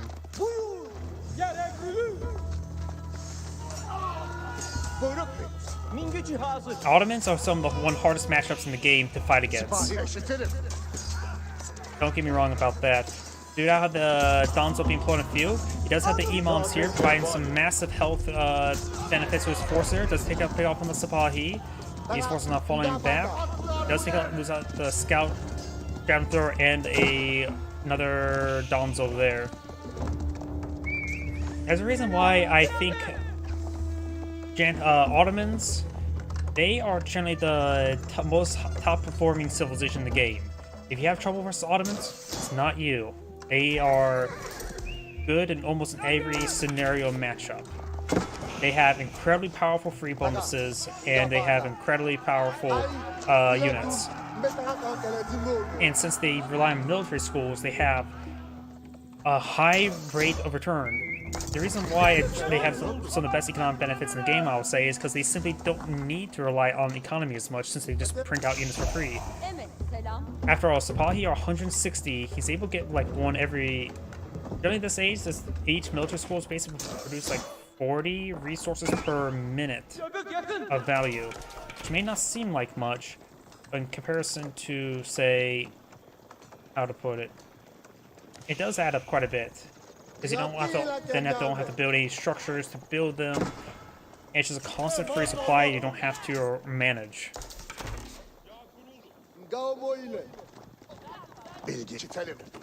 Personally, I would say the best way to nerf Ottomans, in ever so slight method, is simply making sure they don't start with any free stone. Most civilizations, they start off 50 free stone. And so that's why you see a lot of Ottoman players take their first set of 5 villagers, grab a set of stone in their hands, bring it back in, and just get enough stone for a military academy. I would say one way to nerf Ottomans in a slight way is simply make it so they don't start at 50 stone, and so they have to spend a bit of infrastructure there to get the free, a mining camp to get their first free, not free, but first military school in the field. It will put a slight delay in the military school, which I think will be just enough to even them out. And then see if that was a big enough change to tone them down a little bit. Nothing too significant, but does slow down their free unit ball rolling. Because see here, the Ottoman players have 25 military units. They get increased production speed of being near-field blacksmiths. These military schools do add up quite a bit.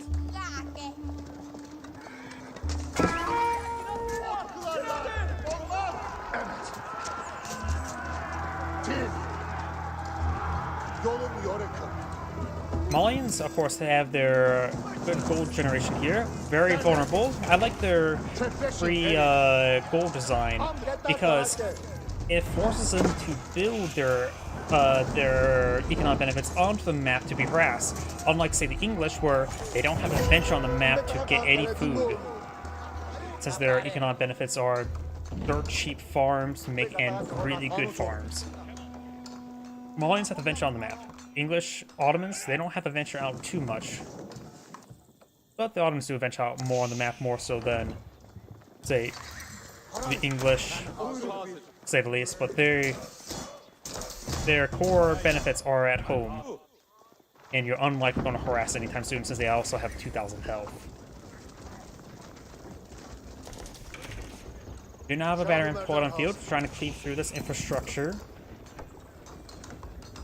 Lions do have a good force here of a couple Musfati warriors, an anti-heavy unit, which also they do quite well versus a spearman, and they will win versus spearmen. They are pretty cheap as well at was it 80 resources? Yep.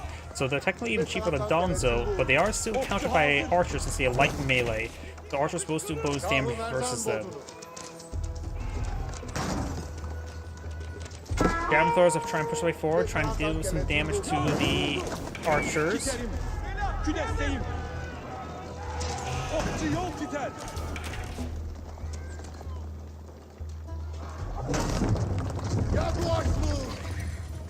Tamam. Buyruk olursun.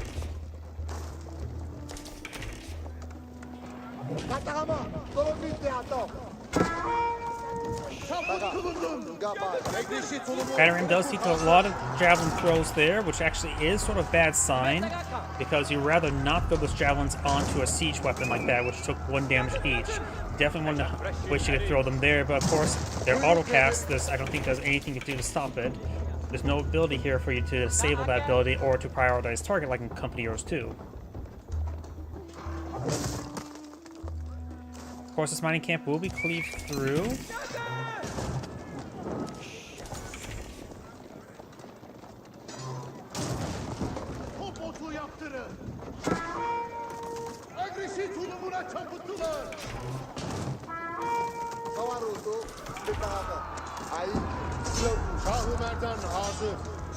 Got a bit of damage on the battering ram. He's having trouble dealing with it. Doesn't want to go into his archer volley. Ottoman archers can be very hard to deal with thanks to the fact that the magic can just improve their attack speed by 15%, which is landmark quality of buffs. One of the villagers do go down there as well. And when I'm referring to the landmark, I'm thinking the Delhi Sultan's Tower of Victory. Meteors are even far better than even the Khan. Sure, the Khan can get a 50% tax reload increase, but that's for about 5 seconds, 10 to 12 seconds to get research along with it, which most players don't. And you'll get one of them. There's always going to be a backup measure there. He does have a pierced armor activated there to make him a bit more resilient. Battering's not cleaving towards this mining pit now. Javelins, Donzo do get a good javelin for there. Some of the Malian villagers trying to go down there. Does take out one of those spearmen there. Just a bit of skirmishing damage there. Does manage to take out Sipahi. Good pick there. They are valuable.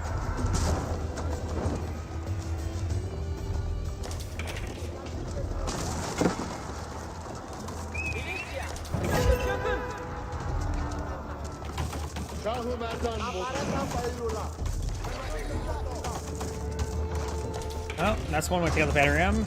Slowly but surely, he will take it out. Does take out one of the Donzo there. Very nice.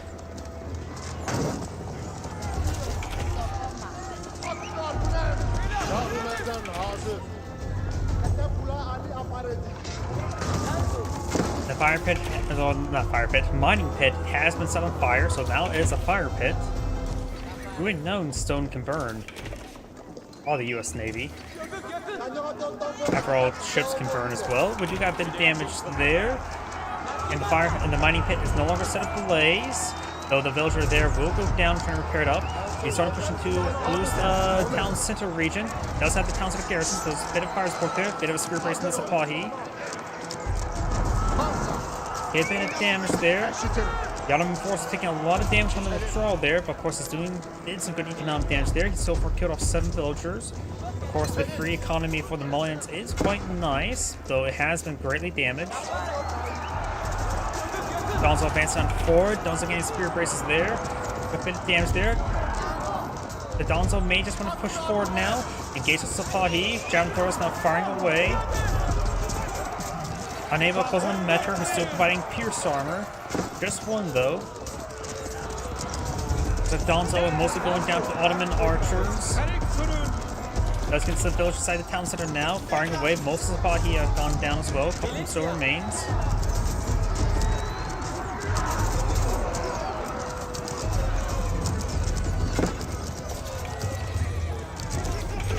And does use attack speed on the Metra now. The Metra could be focused down there. Sipahi going down first.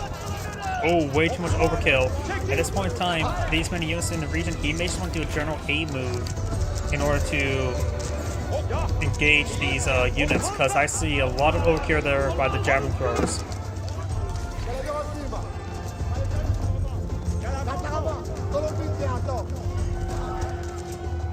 Ottoman player does get forced back. The military force is still very similar. Red so has a numbers and quality advantage, going for more Sipahi. Got a couple archers in the mix as well. Archer versus archer makes it relatively equal, but the Metra will make it just not equal. Takes out one of the Sipahi there. Getting good sporadic damage there, so without those E-mobs in the region, he can do not focus firing there, and the damage will remain permanent there. Finds a good volley there, the Metra.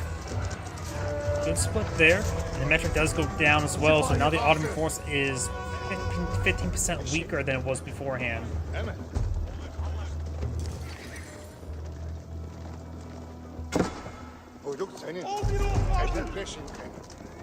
Now the Metra has advanced on forward. He may want to turn on pierce armor at the moment.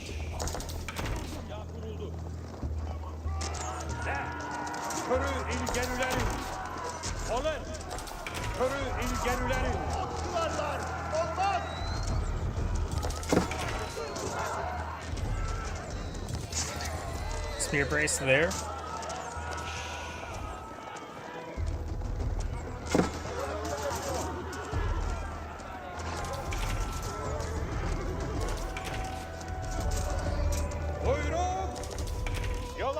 Gold being cleaned up there at the mining camp.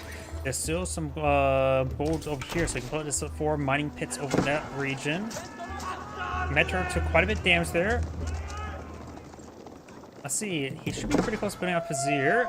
Looks like he's going for the hidden Imperial Armory now. He's deployed out the military campus and faster training as well. So each one's providing even more production speed, and I can get more of them as well. The hidden Imperial Army is going on up. When this Metra comes out, we can probably do a basic analysis of how much resources getting from each one. Metra being deployed on field takes 1 minute 20 seconds, a little bit more, but seeing it's going to next age, it will be a little bit quicker, so 1 minute 20 seconds easy to calculate. Metras are currently worth 180 each. Greater than the Sipahi. Metras are worth 180 each, so if you take that for 20 seconds, that would be 4 20 seconds, 120. So take that, divided by 4, and times it by 3 to get how much resource per minute. That's probably a horrible way to do the math, but that's the way of math I can think of on the top of my head at the moment. So that roughly translates to 25 resources per 20 seconds, so times that by 3. So it's about 75 resources per minute each military school is currently providing. You don't have to take time to build additional infrastructure to produce more units. And plus, it's very flexible what units can deploy on the field. Now you can get out crossbows and man-at-arms as well. You need a bit of extra research to get out lancers or janissaries. Vizier, more precisely, I should say. So now the Grand Florani Corral, which will improve the cows' income by 20 each. You'll see he has put every single... Nope, he does pull out 18 out of the 20 cows possible inside of there. He'll leave the last 2 cows to be bopped for food collection. And he will actually torch down some military schools. You know, you see this every single day. Most of the time, either Ottoman player, those military schools stay alive, or he loses the entire game. Not in this little in-between area. You know as well, cattle ranches are improved by economic research. The plus 20 per cow from the Grand Fulani Corral does not get affected by it, but the cattle ranches do get affected by the fertilization or the economic upgrades. Not fertilization, not just fertilization, but all three of them.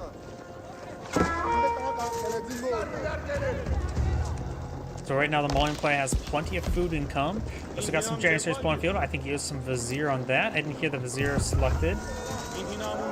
Yep, he does get out his Janissaries on the field before those military schools went down. So there should be, what, 10 Janissaries? Yeah, 10 Janissaries being pulled on the field. Plus he's building some more as well. Best avoid cloud forcing those in the region. More archers be more than plenty against them. Javelin throws are also good items as well, since they do have 6 range rather than 5, so they're able to outrange Janissary more so. Janissaries are very good, but they do have a weakness of only 3.5 tower range, less so than even regular hand cannoneers 4 range. So hit them from far before they can do any damage. Of course, siege weapons like Mangonels can be very useful for them as well. Spy, you've taken a bit of damage there. Now the Javelin throws increased range. Mostly just hitting these Sipahi, since they have higher base damage. Sipahi can take quite a bit of damage from them as well. Does have Javelin throws for now. They have 11 damage at the moment. Sipahi have 5 range armor, so they take 6 damage per Javelin. Potentially 7 with the increased pierce damage now on the way. Really good damage, so Javelin throws are just really good general purpose range unit for the Malians. Granted, the higher armored units such as Lancers and Men-at-Arms, of course, have higher armor. I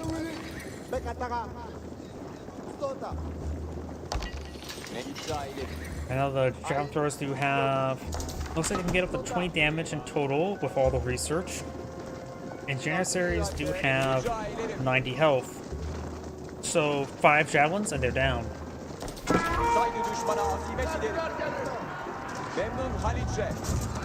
Does get some good hits on the Sipahi. And javelin throwers do have good high pierce armor as well, so they take a lot less damage from Janissaries, though they do still hard, but not as hard as other hand cannoneers, unless you're a horse. Right now there's 80 military units versus 73. Higher quality in favor of the Ottomans, but only by a small margin. Mangonel poses a big threat to all range units, so these javelin throwers have to be very careful. They have a defensive spring gold now pulled up from Malians, very good. The chance of them fighting against some hidden Imperial army is 95% in my base what I can see. Also probably even higher than that. So best go for some spring golds there. Janissaries not firing away. Donzo close on in. Looks like they're going to get wiped out. Javelin throws are firing away. It's good damage there. Most of the Janissaries have gone down to probably make their advance. They will have trouble in the more urbanized environment. The Malian player does have maintained a larger military force in the field. And does have also higher quality at the moment. And with 2 spring golds here, spring golds are like hand cannoneers. They love to shoot everything. But unlike hand cannoneers, they're not very cost effective at it.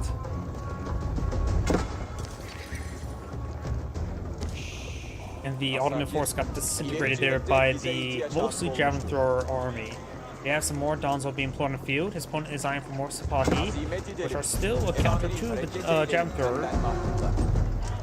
If they can close on in and not be worried about all the other spearmen, Donzo. They're fine at receiving spear throws, they just can't have it being thrust into them. Ottoman player's now eyeing for a town center here. Interesting. Something clicked up as well.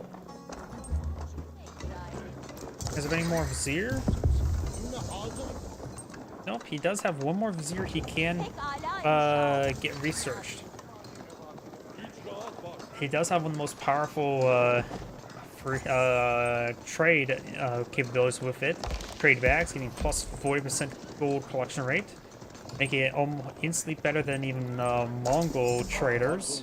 And Abbasid will have to receive quite a bit of research to get better than that. Mongols can, with a bit of research, get better than that as well, but still, that requires quite a bit of research.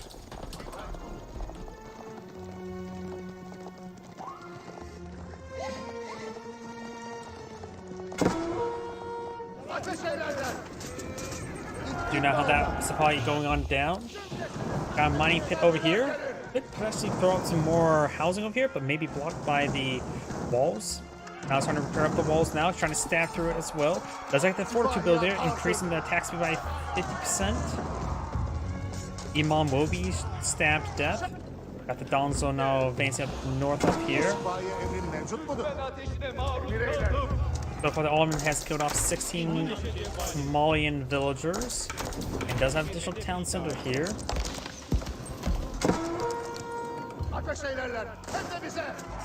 Donzo do get a good javelin throw there. That one just eating one javelin from another.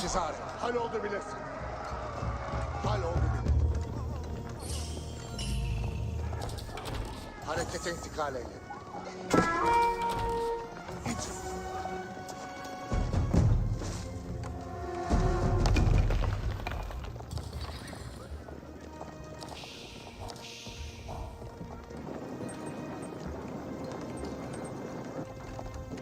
Sükût eyleyin.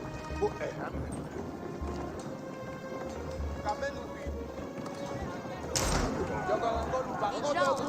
Got some Musfati warriors on point of view, which are a light melee unit that's able to bone versus heavy, as well as have much better quality in melee than spearmen versus javelin throws not patrol over here. Got a good number of javelin throws here, but he may be hitting some infrastructure here, and it's hard for me to tell. Mangonel's being pulled out by both sides. Red's Mangonel does go down. Javelin throwers now engaging the majority archer force here.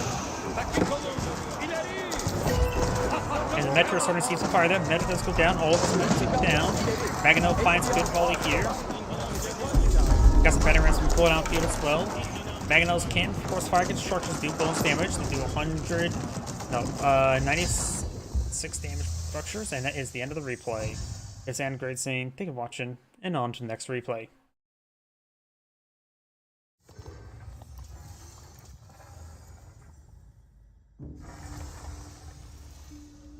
Yeah, let's see. I know he has a good number of replays I can view. And I also got another replay available I can view. 31 minutes. Let's do it. But I do need to use the restroom before I get started, so please give me one moment.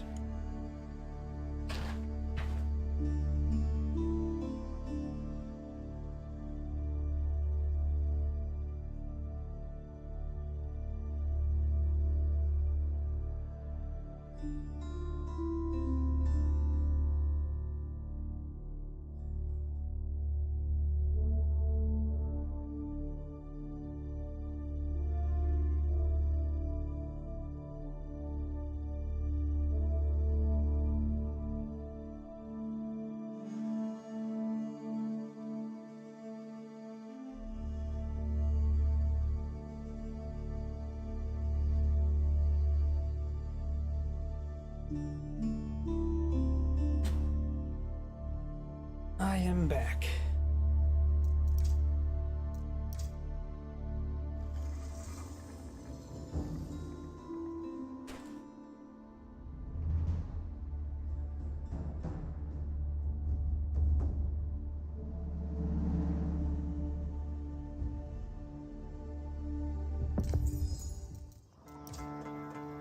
Greetings everyone, Andgrade here for another H-Powers 4 replay. Spawn on the right side as the Red English, we have Lush.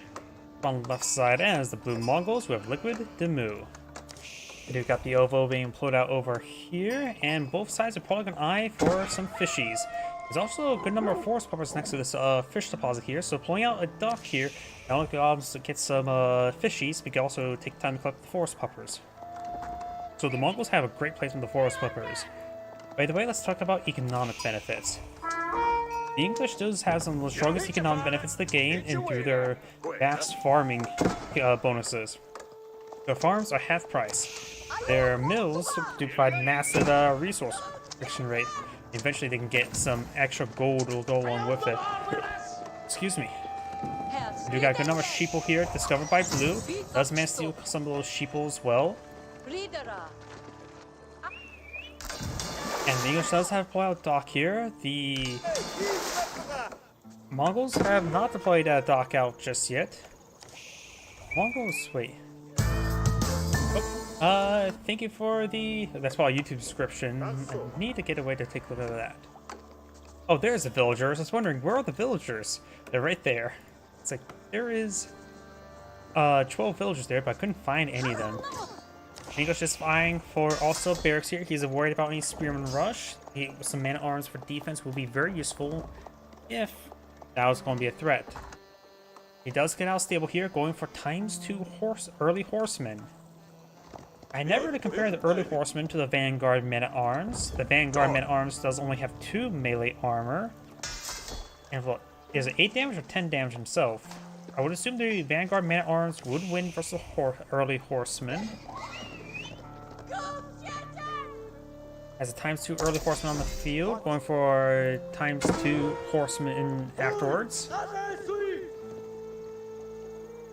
And here we go, man-at-arms, 8 damage, 2 melee armor, 100 health. Early horseman has only 110 health, which is more than man-at-arms. Same damage, no armor. Attack speed is 1.75, 1.38, so definitely the vanguard men-at-arms are better than the early horsemen in melee. It'd probably be a good idea to stop building this other. He is going for heavy early horsemen. He's going to try to raid some villagers. But the town's, he could potentially get this gold. He also want to consume the large amount of gold on those man-arms, so hitting this gold deposits could be very useful. And he's out of range there.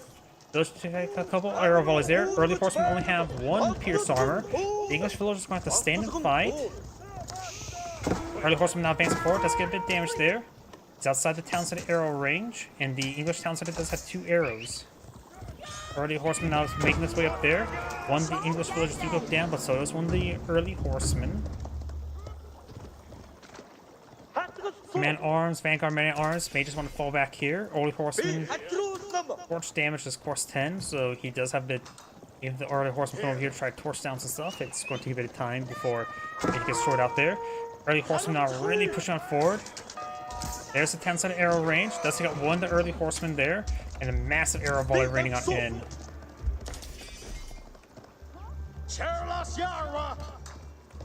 English player is eyeing for more man-at-arms, interrupting more of those villagers. I got the another early horseman, Khan, advancing on forward. The Mongols are going to kill off 1 village at the moment, so it's 20-20 at the moment. I think the English have a slight village advantage since the Mongols have to take time to reposition their town center. Does get a bit of damage onto these horses. Early horseman advancing forward. There's 1 severely wounded. It doesn't take out the wounded horseman, just making others wounded. That's going to take time to start torching this stuff down. Now here comes the man-at-arms finally coming over here. Here comes the cavalry. There goes the cavalry. Whoops, I may have hit my microphone. My apologies.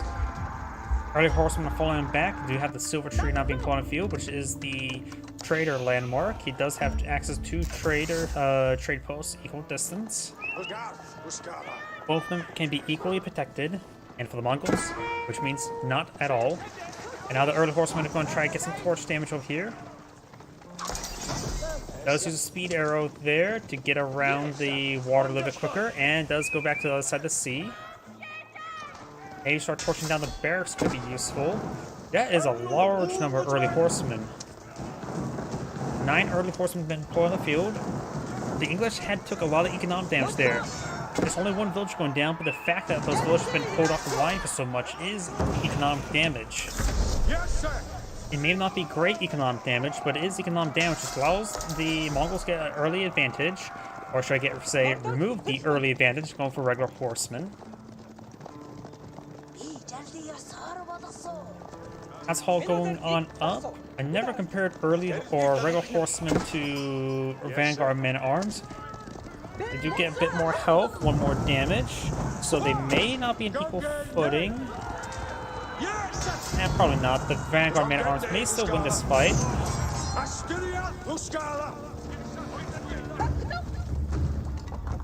Council hall going on up. And now he's eyeing for some traders up here. Red's scout will get lucky and spot them early on. And that's one for the man-at-arms research. If he's able to torch it down, that will give him a pittance of raid bounty.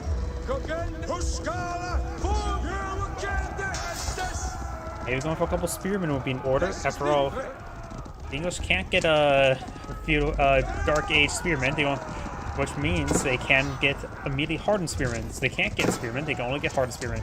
Now do have an arrow ship here fighting some shore bombardment. He's not going to focus on getting down the fishing ships and just bandit going to the dock now. And there we go. Now he will go and torch down the Arabs. This is probably the best early horseman play I've ever seen.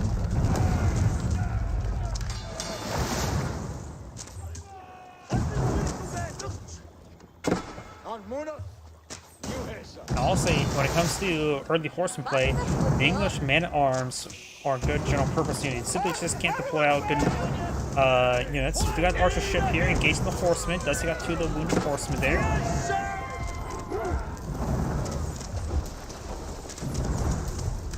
Should be able to get it to start torching down very soon. There we go, it's been torched. He may want to just go ahead and back on off with his horsemen. Now we got the vanguard men-at-arms push forward with a spearman. Of course, vanguard men-at-arms, or not, early men-at-arms, feudal age men-at-arms, some of the hardest units to deal with, and he loses all these horsemen to the archer ship. And now we've got these men-at-arms pushing forward.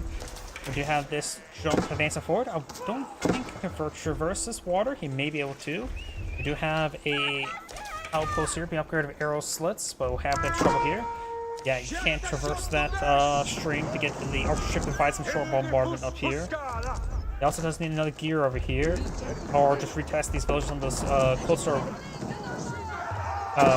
closer trees. Don't repair up the outpost there.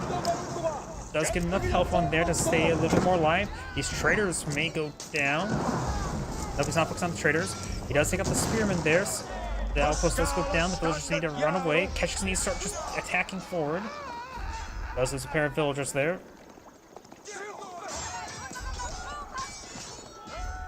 Another Keshiks blow on field. Keshiks are a good counter to the feudal age men-at-arms, but of course they're easily countered by opposing spearmen. More of these traders receiving more hits. These Keshiks should have been a bit more aggressive. They were really focusing those traders.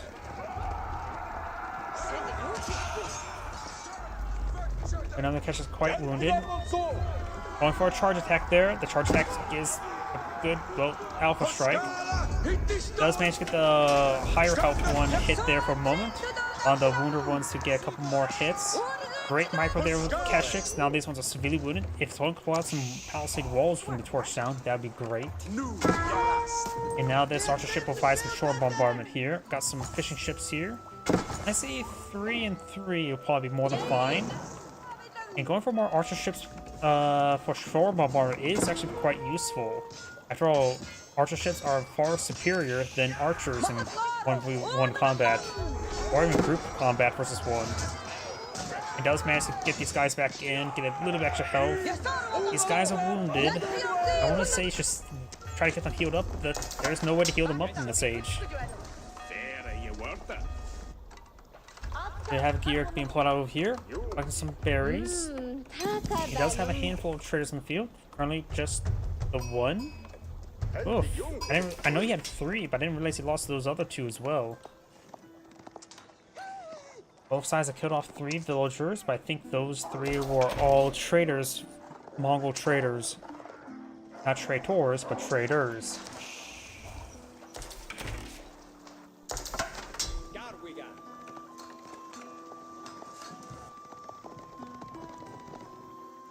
I just have a bit of trouble in this current situation since there's lacking a lot of health. Longbowmen do have 1 additional damage, so I can punch through the higher armor Keshiks a little bit easier than other archer variants. And hit them from 2 tile range so they can get 2 arrows off before they get closed on in. About. In other words, they can get the damage out harder and faster, and sooner. We do have an outpost right here for a network of castles. Shore bombardment there. There's a speed arrow up there, trying to get these Keshiks down in. And the Khan took some damage there. Of course, the Khan does have health regen. Try to find another opportunity there. Does find one of the villagers there. Very nice. Pulls back. Red could try securing up this gold and stone deposit there. If the English players can either go to the next age instead, he will probably should go for the King's Palace. But right now, the Mongol player doing a good job of corralling his opponent in. He can't really advance towards the channel with the nearby aeroship there. It does get a good couple of kills there on the villagers. But most of the Keshiks do just get disintegrated. Yep, they were wounded, so they just got disintegrated by those handful of spearmen. And now I've got the Kurultai being pulled on field. I'm a bit more impartial toward the Separate Out because, let's face it, keeping these traders alive with Silver Tree is not always possible. Sometimes you need a backup plan for your gold generation. But the Kurultai does provide a good defensive/offensive landmark. I find it a bit more useful on defense and offense, honestly. It's also good for a siege camp. We'll get one more villager there, and the villager will take, or the spearman will take out that Keshik. And the column taking some foolish damage here.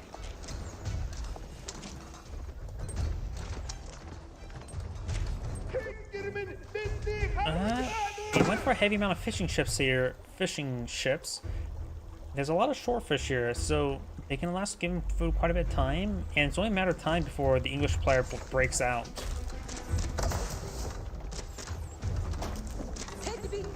Oh, and speaking of which, I was not paying attention. Looks like Keshik has gone down there. Traders are getting hit as well. We do have some Mongol man-arms here, which are a good item in this moment. Some of these villagers are going to get hit as well. The Kurultai will get them healed up. Man-at-arms do have, of course, additional bonus damage near the Kurultai. And now the villagers are trying to shank these longbowmen. He will take out a good number of these villagers, though. So the villagers do have +1 damage thanks to the nearby Kurultai. But a good number of them is going down. Ugh. He must have been really desperate by doing this. Got a couple more man-at-arms back here. Isma man-at-arms may stay back near the Kurultai, get healed up. And the Mongol player should eye for some relics as well. We do have, he's also diversified his portfolio, sending some traders down south. Because he knows he can just send some units up here to deny that trade post. Right now, the English player is eyeing for more longbows, more spearmen. Does get out the King's Palace there, which does act as the second town center.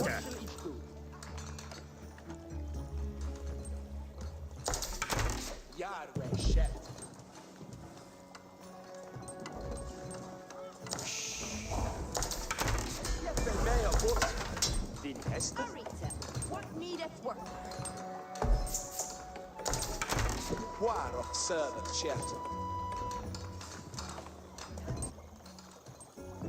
And see.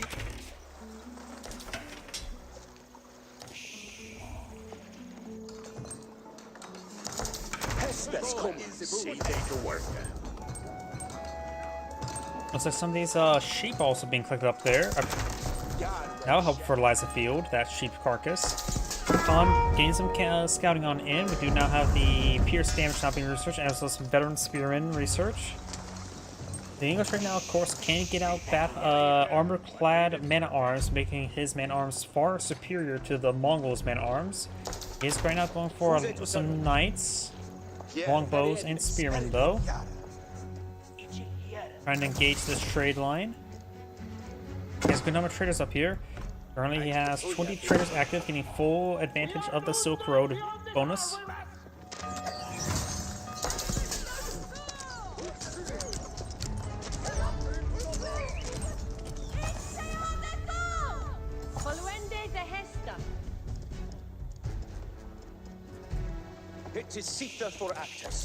Blue has not seen this fortress yet. Does have a relic picked up by a shaman.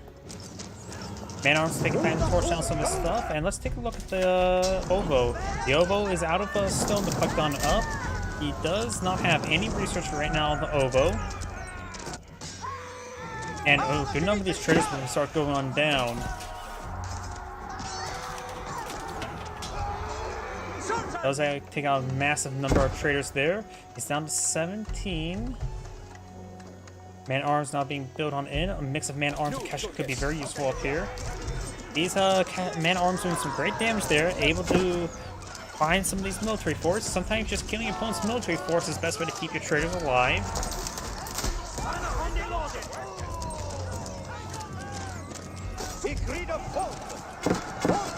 Man arms now trying to engage these crossbows. His opponents have got a good number of crossbows. Now got a horseman, some man-at-arms this region. The man-at-arms will be very useful, but the horsemen will have a bit of trouble versus these spearmen. Of course, it will do long stand versus longbones, that's for sure. Shaman now heading up north to pick up this relic. These fishing boats are not currently idle. Plenty of fish in the sea for them. Oh, and the King's Palace decides to kill off that arrow ship because he got too close to the King's Palace.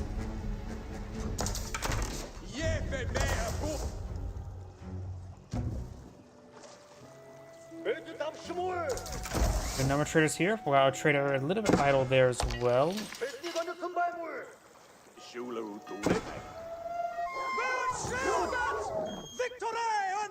No, that's why it was actually a little bit idle. The Silver Tree redeployed up into the corner there, getting a little bit more economic benefits.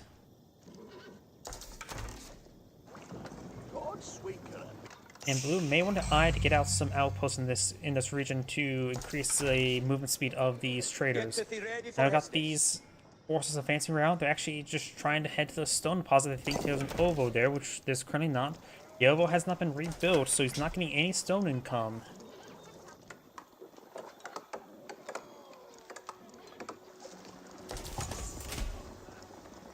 Look at be ready. Alles with them! A corsa ten for September! Each liver to heal! Each win! Glory! On the way, Tende! Let us go! Nice to find a trader there, and this trader has been killed off as well. Got decent force here, though will we have trouble versus heavy armored force.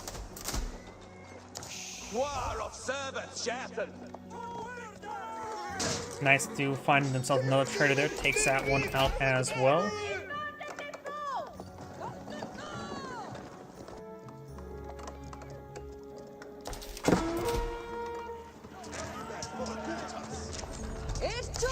Now I got the Curl type being redeployed on the front line. I wonder if the Siege Engineers. He does not have Siege Engineers. Oh no, he does have Siege Engineers, including improved Siege Engineers, so he can deploy out advanced siege weapons with his infantry forces there. Takes out the knights there, need to take out those crossbows. But this force advancing forward does pick up, causing 2 relics inside the monastery, or prayer tent, I should say.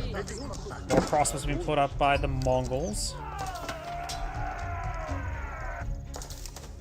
You may want to just keep a small garrison right here at this trader post. You don't have to put it right here. Just go where the traders are going to be dropping off themselves. You know, help prevent sort of single unit harassment. Man-arms getting focused down here by the longbows and crossbows.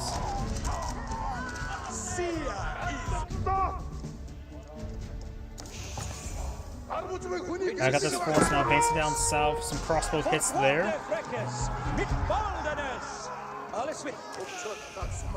Currently, right now, there are 23 traders on the field. This one has killed off a good number of civilians, mostly traders as well.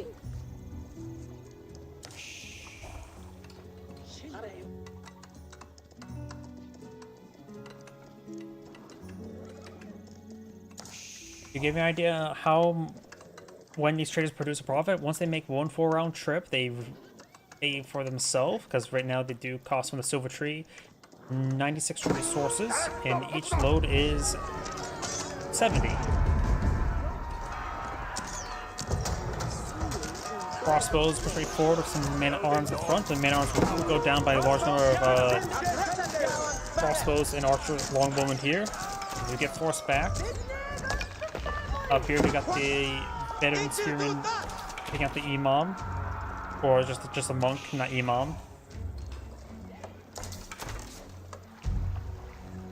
I would say these fishing boats have consumed most of these fishies. Most of the fish have been consumed there. Got a good amount of fish here, but looks like the Mongols are running low on fish. Do we need an eye to start getting some other resources at the moment? He There are, of course, a good number of force puppets there, so it doesn't have a lot of gear in this region. Now we've got some outposts being employed on the field as well, eyeing for the increased gold collection. And it looks like blue will win this fight thanks to the man-at-arms taking all those hits. Kurultai here, slightly damaged. Do have a forward keep here as well as a good number of farms here as well. Interesting location. I guess he's sort of running out of space here. He may just want to put some basic palisade walls over here just to help prevent any sort of harassment in that region. And the dock here has been... That's the English dock, not the Mongol dock. So just a little bit idle there. Springald does connect on the horsemen as well. That will be done.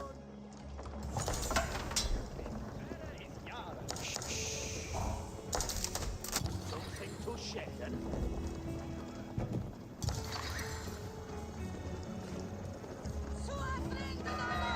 Kurultai eyeing to be deployed inside his opponent's base. It's now across the channel. And this force is going straight to the King's Palace. That's probably not a good place to attack. He needs a battering ram or two in this region. The King's Palace does not have any additional fire armor like keeps, even though it looks like it should.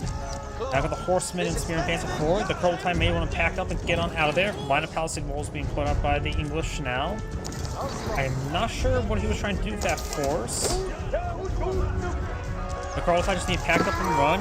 The Ovo has been redeployed somewhere, right here. And he does have the pack up movement upgrade. You can see it's moving fast. Horseman trying to intercept, trying to hold it down there. One horseman has gone down. He could redeploy it right here now and start to advance on forward. He really should eye getting out. He should probably just pull the Kurultai here, pull out the field, construct a counter traction trebuchet, and then providing a powerful traction trebuchet, a buff traction trebuchet for bombardment.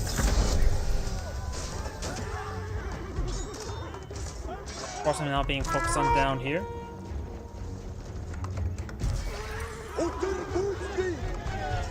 He has a good number of outposts here. He does, of course, need a bit more stone to get spring gold, so he can afford one more.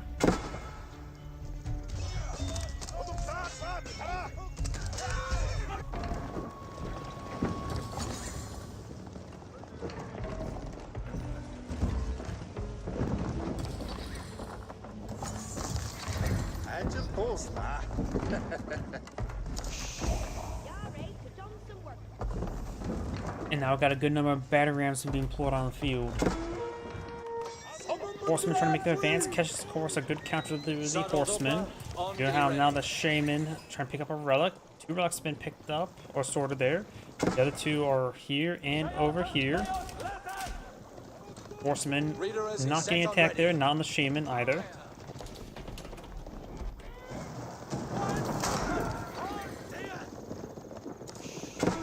Horsemen now going to get a massive attack there onto those traders. Batterings now eyeing for an attack themselves. These catchers engaging these horsemen, they should be fine. But good number of traders may go down. He just needs to get them ordered over here and then retest them later, or just immediately get them back and then retest them up north. Because right now he's one of those too many traders. He's lost a significant number of them. Keshiks being charged in, but that's not enough Keshiks. He needs to regroup his forces here. Traders being retasked up north. Banner's not pushing the way forward. Kurultai needs to be pulled out here as well, getting stopped by that villager who's firing arrows out of the hay. And concealed weapon. Pretty sure that's illegal for the English.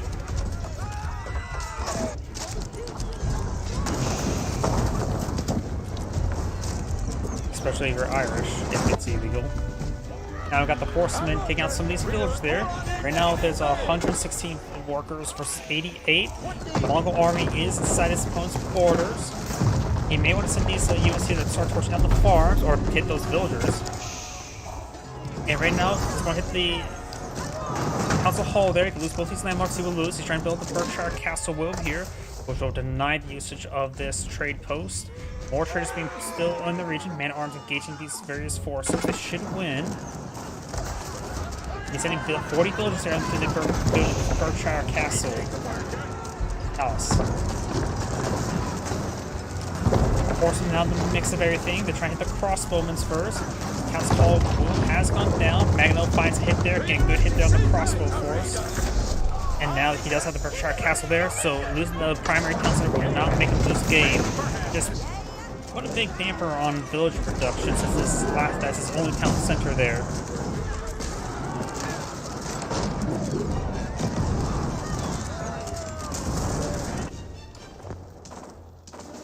Probably best to cancel the cannon and place him there. The Berkshire Castle's going to just take out the outpost in enough time. Got some farms over here. And the English player may want to eye for our town center in this region. He has plenty of wood for repairs. No, he actually does save his town center. Should be set in place soon. These batteries could just find other structures to torch down to get some increased resources. And he's going to wall up this region. He has not retreated back to patrol time, and now he's going to be trapped. No, this one's going to drive out over here. And most of the fish has just been consumed. Yep, the English, the Mongols are now down to one last fish deposit. So now his food economy is going to get a pretty big hit to it, just simply running out of food. We got a good number of batteries being brought up with the Mongol player, which will be used for the Berkshire Castle. Trader's still being tasked down here. He has plenty of gold income with its trade right now. And does, oh, I didn't realize he'd gotten from the next age himself. We've got the White Stoop on the field. I'm more impartial to the Cognic Palace. It provides a lot more value over time. That was like you have a good comparison. A knight costs 240 resources. White Stupa provides 240 stone per minute. You can get a group of 3 Rus Knights, or was it 4 Rus Knights, or a spawn from the Cognic Palace, which is about 60 seconds as well. You get a lot more value from the Cognic Palace. Now I've got a good number of villagers here. These Keshiks are going to try to hit these villagers. Berkshire Castle receiving private damage now from these battering rams. He is preparing the Council Hall. The primary town is still alive over here, so taking the Berkshire Castle will not result in game over. Though the English is going to lose a significant number of villagers, that's for sure. Which may be game over for the English either way. Because right now it's down to 50 villagers, his income will be shot. The Berkshire Castle does go down here. Now it's able to destroy a good number of the infrastructure here to get some good raid bounties as well. The enclosure has been researched, makes the armors even better. Now I've got more Mongolian battering rams facing forward.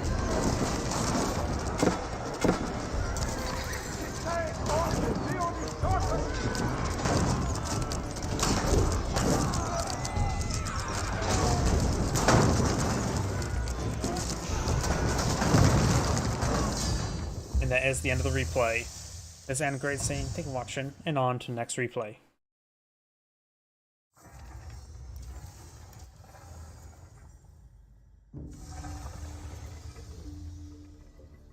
Let's see now. Let's go and find another player. I've cast a large number of replays from him. You can always grab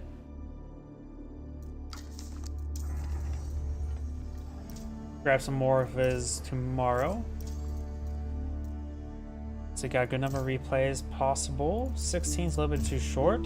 13 is even shorter. 16. 20. We can do that one. Minimal amount I tried to cast. Mirror matchup. 22 minutes. We can do that one. And these 3 also. 17. That's Sunday, right? Yeah, that is Sunday. So I may have already perused these. Yeah, none of them are a good number either way. Let's do those 2 20-minute ones.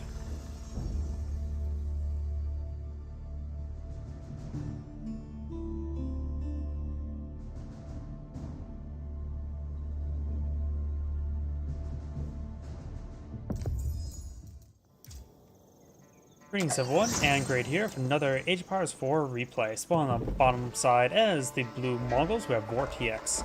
spawn on the top side as the yellow mullions, we have I Am Magic. Let's see now, economic benefits. The mullions, of course, do have access to the free resources through the mining pit, which will give him good steady flow of gold. He can take that gold and invest into cows for a more better collection rate, or get invest into cattle ranches with the cows to get a nice bit of food as well. Everybody's gotta love their cheese. The Mongols do have access to the Ovo, a good counterpart to the mining pit. Provides in this age 80 stone per minute, the next age 100, Castle Age 120, and I think Imperial Age, they really looked, I'm guessing 140.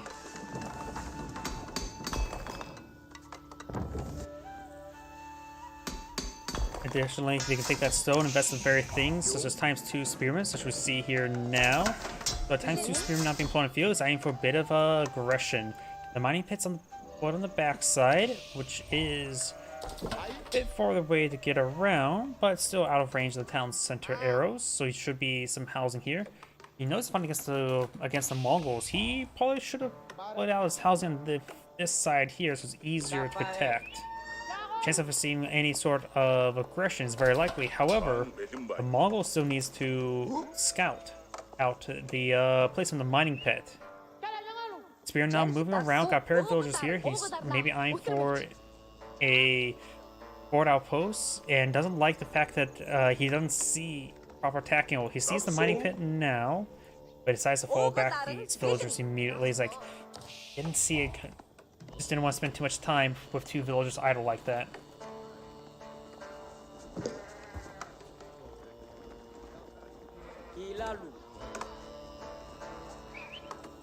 We got a handful of Donzo deploying the field. Donzo are much higher quality than Spearmen. After all, they are a unique version of Spearmen. They cost 10 extra wood, 60-30 as opposed to a 60-20. And for that higher cost, they get one more melee armor, a javelin throw ability. Let's see, is their attack speed still the same? 1.88? 1.88, yep. But they still get a bit of extra armor and a powerful Alpha Strike javelin throw ability. So if you dance around, it's okay if the Maulings dance around, they can at least throw some javelins. We can do now the Monster Core being put on the field, which is a landmark that can either give you a little bit extra gold income or stone income. Really fits the theme of the Maulians.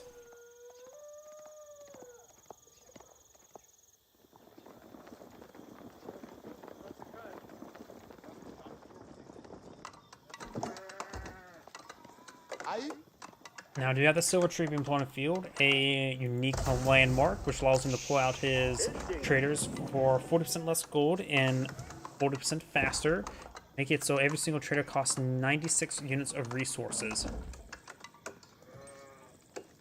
He will probably need to pull the Silver Tree out over here and then trade this direction here. And likely the path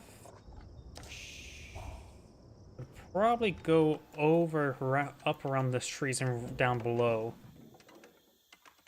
I think. Yeah, very likely. Spearmen did try to get a bit of torches there. We do have 5 Donzo, which is more than adequate to deal with 5 Spearmen. We do now have the veteran Donzo being researched, or hardened Donzo being researched now. When it comes to unique units, the Mongols have 2 unique units. We do have the Magadai, a cavalry archer that is worthless in most situations in most games, which they have very little purpose in the game. You would imagine the only unit to move, one of the few units that can move while shooting, can be incredibly powerful. The problem is, they just don't have the range or damage output to really warrant it. And you got the Keshik, a cheaper heavy cav, in order to fight various other threats, like any other heavy cav, like a Royal Knights or Early Knights. His opponent does have a heavy cav variant as well, which does allow him to sort of engage. They're even cheaper, well, even lower quality. So pros and cons between those 2 heavy cavs. And most of the Maulians lineup is very Very unique. The only unit they have in common are archers and the siege weapons. And that's it. Everything else they have is unique, so it's hard to say whether or not what unit he will go for. If the Mongols will go, it all depends on what the Mongols go for, and the Mongolian player will probably counter.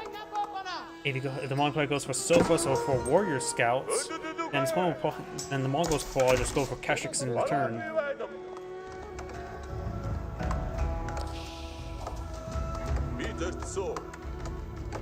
Do you have the silver tree right there? Not going for max trade.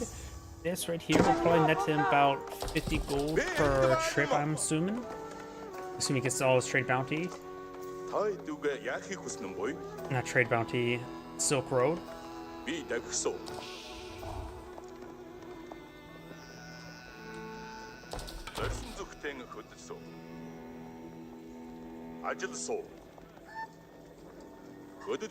Scouting Eagle deployed on the field, very nice.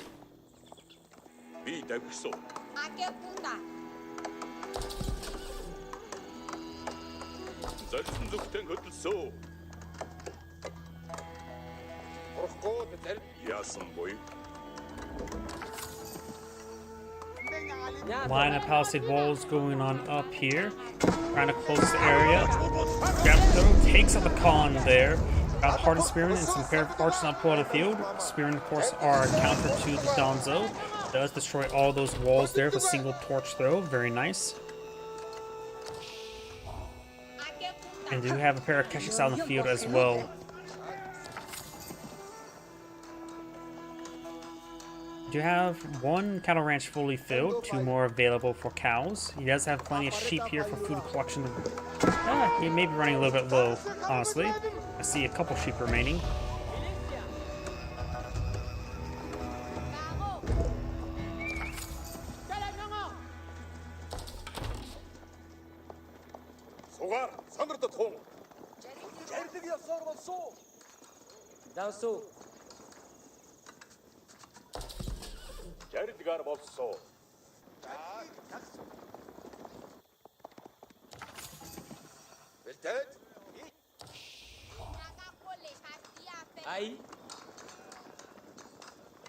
Couple more cows now being employed on the field. Blacksmith going on up, and he's really eyeing to grab this gold here. Based on the cow placement there, he's probably going to go for Grand Fulani Corral. Though he could eye for the Fombia Garrison. Oh, looks like there's these berries partially in the way. He will need to get out a mill up here and start collecting up these berries.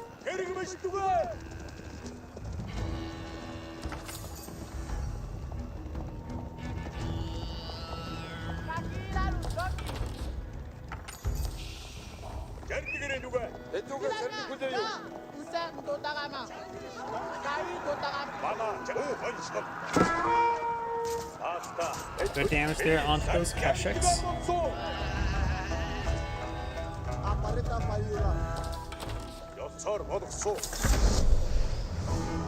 Another Khan has risen.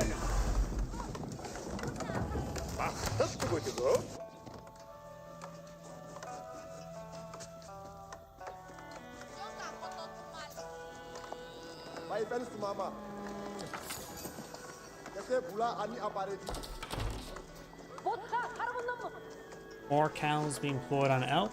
Actually, there's a good number of cows that are just idle here. He doesn't have enough room for all the cows. If he wants a nice food storage there, in Age of Empires 4, these carcasses do not degrade in food like in 2 and 3.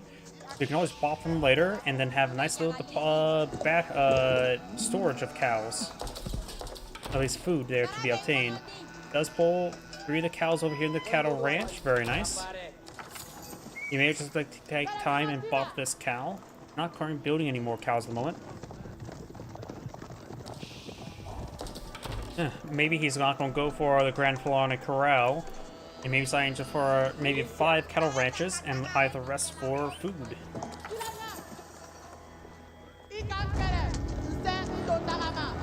Scout does go down there. We got a good number of javelin throwers and hardened Donzo point field. Hardened Donzo will be very useful versus these Keshiks, while the javelin throwers will be a counter to the archer. Archers, of course, accounts to the Donzo, and javelin throwers, they have high base damage, so they will be able to provide some good fire support against Keshiks. Keshiks do get +1 pierce armor. Javelins do have a higher base damage of 8, so they're up to 9 damage at the moment as well. So they will do 5 damage per arrow, javelin, as opposed to potentially 2 damage per arrow by the archers. They do attack the same speed as crossbows, which is slightly slower than archers. But overall, the DPS versus Keshiks will still be higher, so Danzo, Javelin Thrower is probably a good composition. Mixing some Musfati warriors will be an anti-armor specialist. However, Spearman will do that job just as well, and both get equally countered by archers.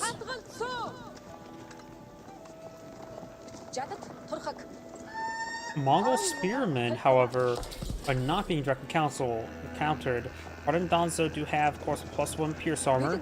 They do also have a little bit higher health as well. Now there's a Grand Fulani Corral, and looks like he has put out a good number of cows in there. He may have one too many cattle ranches.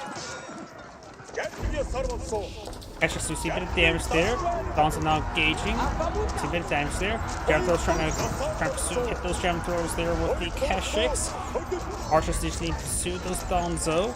Keshiks now engaging. He sees the next age going on up. Okay, so Danzo as well. He's still should be able to fall back down so the Landlord has plenty of health to work around with. The Danzo is now firing around with 10 extra arrows.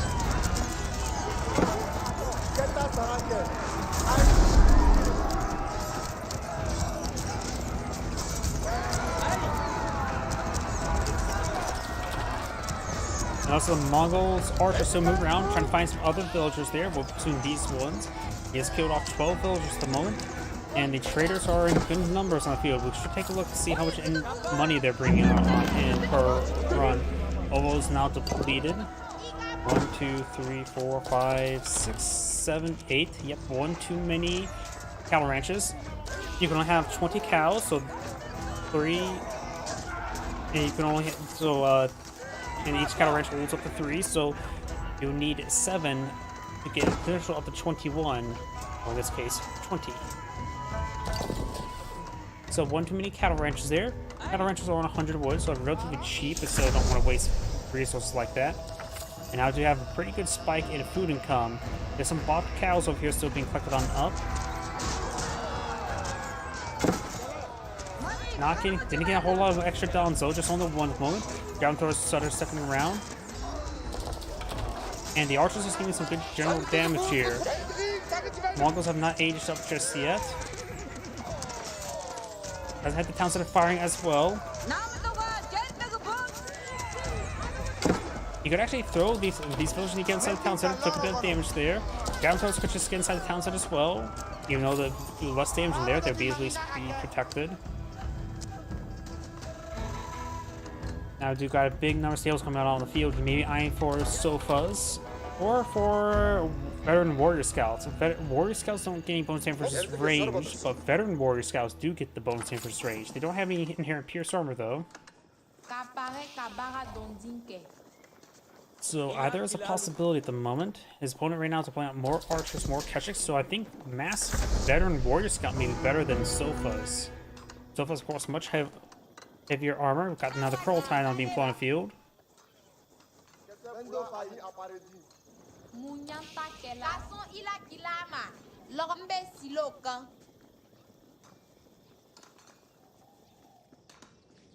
We do now have some sofas being put on the field. Now going for the veteran sofa research as well. Does not have the imported armor being researched. Does have enough resources for it. Give them +2/+2 armor. Sofas do also do bonus damage versus infantry. But the damage is like +2 and 3. Something very small. +3 against infantry. Another mining pit tenting being built, but will be interrupted. Yeah, he will be interrupted. Mauling player did lose a good number of civilians. He lost 20, which is massive. Khan does get focused down there, very good. The Khan, I think, does technically receive bonus damage from these Javelin Throwers as they are anti-range. doesn't say ranged infantry, it just says anti-range, so the con is classified as range, so javelin throws are a good way to snipe him. Let's see, there's traders. Each one's providing 44, so I think it's actually 4. Yeah, he does have. The golden com is not that great at 44, but still, he has a good number of them and has a good job of killing off his opponent's civilians. But some of these sofas will go, or will take out some traders. Couple Keshiks here. Veteran Keshiks are still higher quality than veteran sofas. The base damage Keshiks is actually slightly smaller. Huh. If I'm mistaken, Keshiks cost 200, sofas do cost 180. Of course, Keshiks do have higher attack speed and have the charge attack. So yeah, I think the Keshiks are better, only by a slight amount. Kurultai advancing forward. This Kurultai could be focused down. Forest Puffers do get spotted there. It doesn't kill any of them off.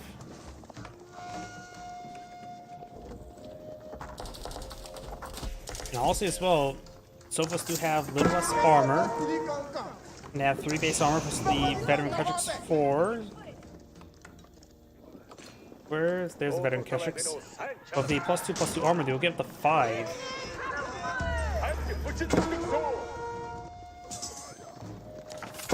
Now the veteran Keshik does get a bit of health per swipe, so they will win on 1v1, but only by a small margin.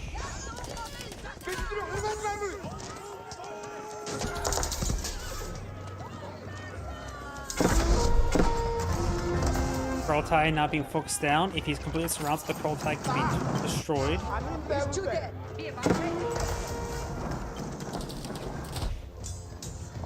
Keshik's getting a little bit overwhelmed. Do have some now crossbows point of view, which is a good way to hit those veteran sofas.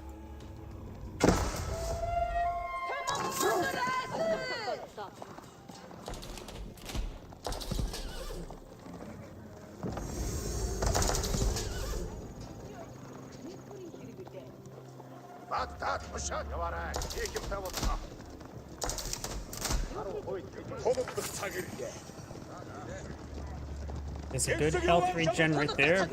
Right now the Mongol army is much larger than the Malians, and he has more than double civilian count.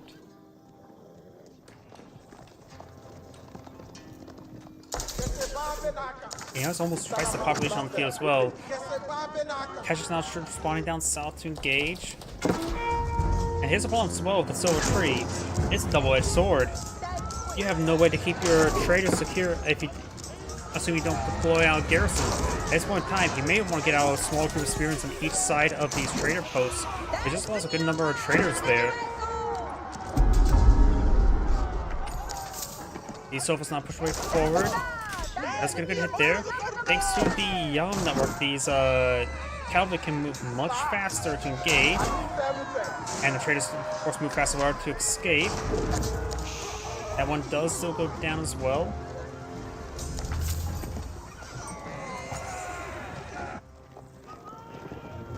So got a good number of veteran sofas here. Archers out in the field. He is going for poison arrows. I'm not a big fan of poison arrows. This doesn't seem like it doesn't really make a much difference. It's good damage over time, great damage over time. But the problem is it's over time and not immediate.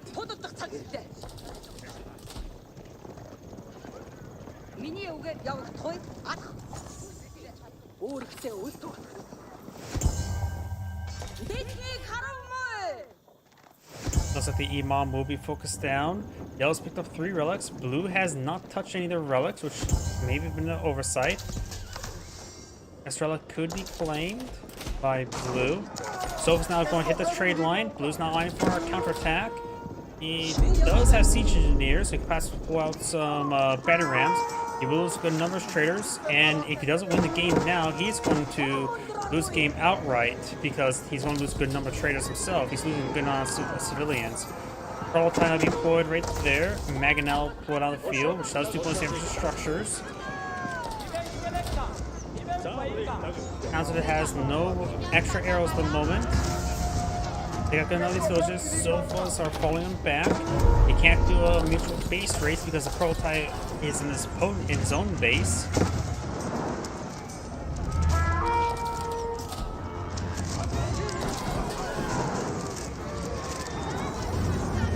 Prototype's been floated there, which will give him good health regen and damage buffs. Kestrik's now advancing forward. There's a good number of crossbows here as well. Mangonel being pursued. It does get healed up by the prototype. Kestrik's and Curl and Sofas not each other, but I think the Kestrik should win out. Takes increased damage and the increased health regen and health per swipe.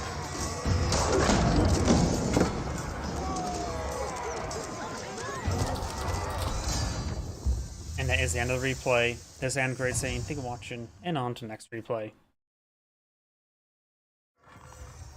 Before I get started with the next replay, I do need to use the restroom. Please give me one moment.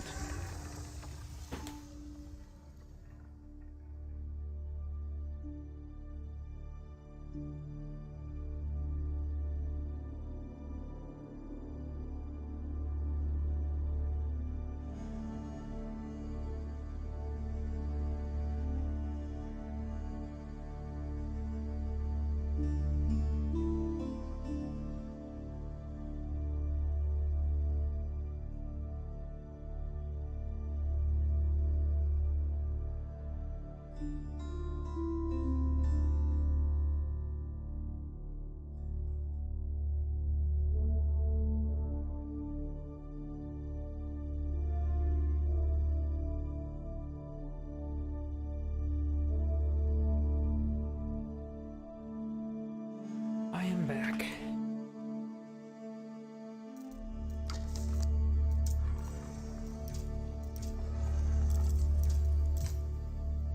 There was more replay here. Yep, let's go and do this one.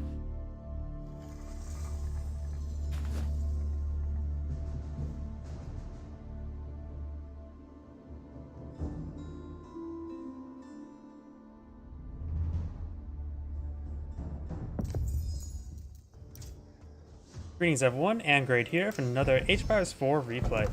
On the south side as the Delhi Sultanate, we have Vortex. On the north side as the Red Malians, we have Zero Ton. And I have always hated this map. I really hate the fact this map has very little trees on this map. There's a good number of sheep on this map if I remember correctly, but wood is sparse. And you would imagine when the Mongols, you can have the gear to go around for that. The gear is so not fun to move around. It's not fun for. I just don't like this map. Either way, let's talk about economic benefits.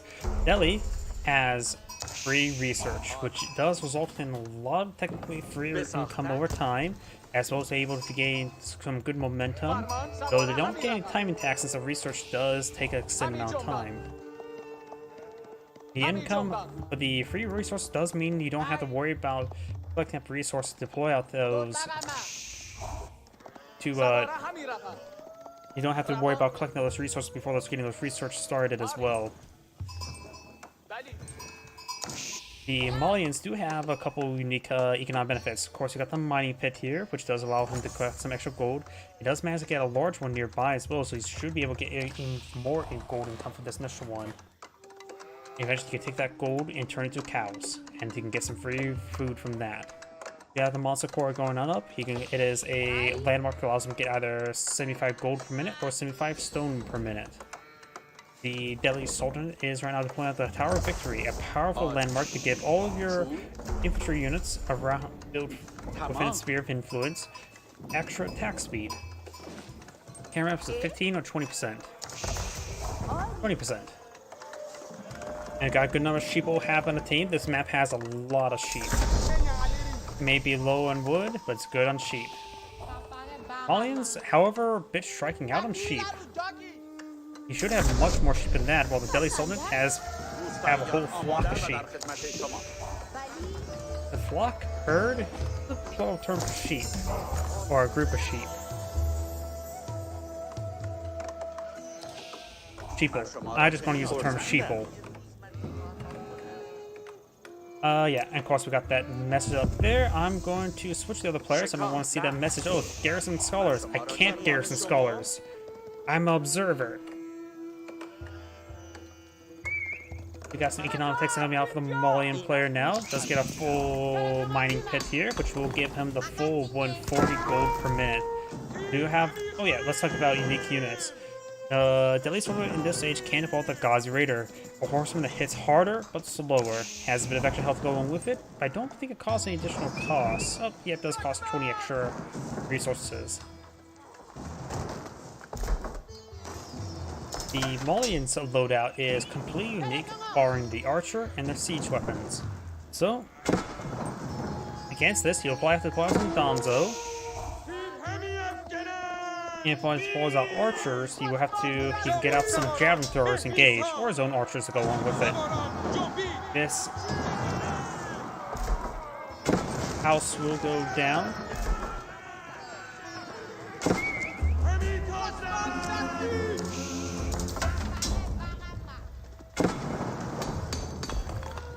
Of course, the Malian houses are cheaper and provide less population efficiency. They cost 25 wood rather than 50 wood, but they only provide 5 housing instead of 10 housing. They do only have 33% less health rather than 50% less health, so they're not as easy to torch down for their cost.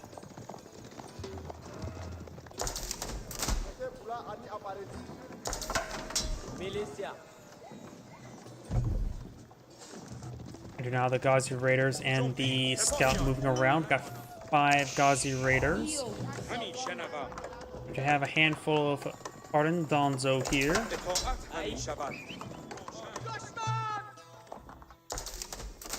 couple archers advancing forward. They will find a couple hits on these villagers.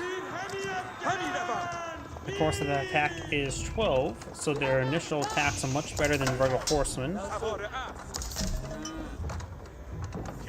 And does play another barracks there. Those have got an eye from Mass Danzo. Does have an archer range on the field, going for some javelin throws as well.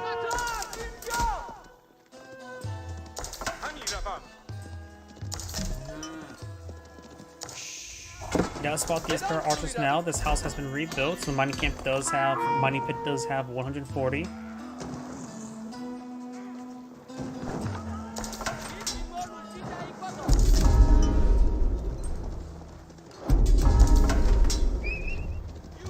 Sacred Site's being captured on up by the Delhi Sultanate, which will get the Delhi Sultanate a potential to get a little bit extra gold income. Each Sacred Site does provide 125 gold. Scout is interrupting. Of course, just a regular scout, not a warrior scout, so it will take a bit damn time to take out that scholar. It does fall back there.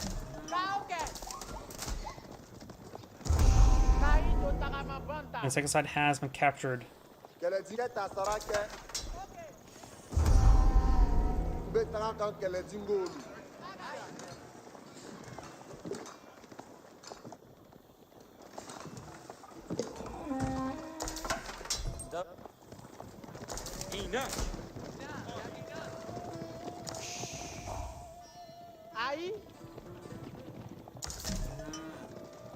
Scout now eyeing to decapture the sacred site.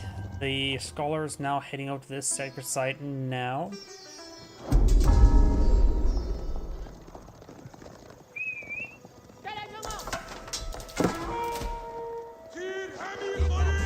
Good javelin throw there. Does annihilate that Ghazi Raider. These Ghazi Raiders are now advancing over here. There's a scout mixed on in as well. These villagers need to fall back sooner or later. He does not have textiles research, so they do have less health.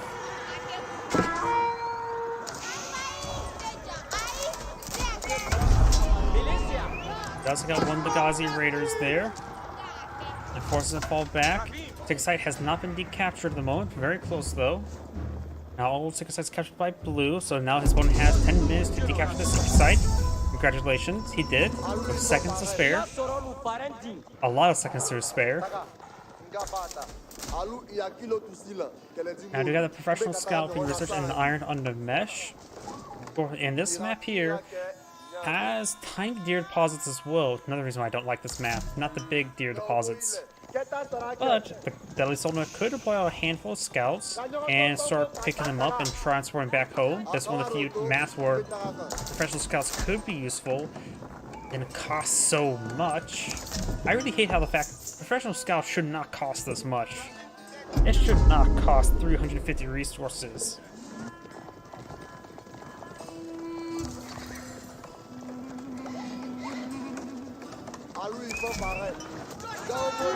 Let's take out one of those scouts there. Good javelin throw. Let's take out another Ghazi Raider. Javelin throw there. Taking out some good archer hits there. Donzo needs to push on forward to hit these Ghazi Riders. Javelin throws to get some decent hits there onto the Ghazi Riders. Another one of the archers have gone down, and Sacred Site has now being counted down. Outpost going on up, or should I say total outpost, since the Mauls have a unique variant that allows them to get some taxable income.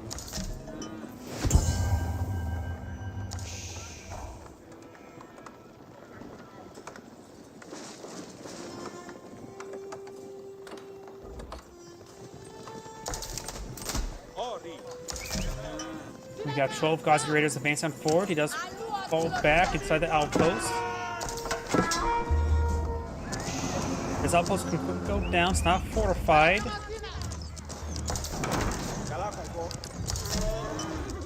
And some of these Ghazi Raiders have been killed off. They're falling back now.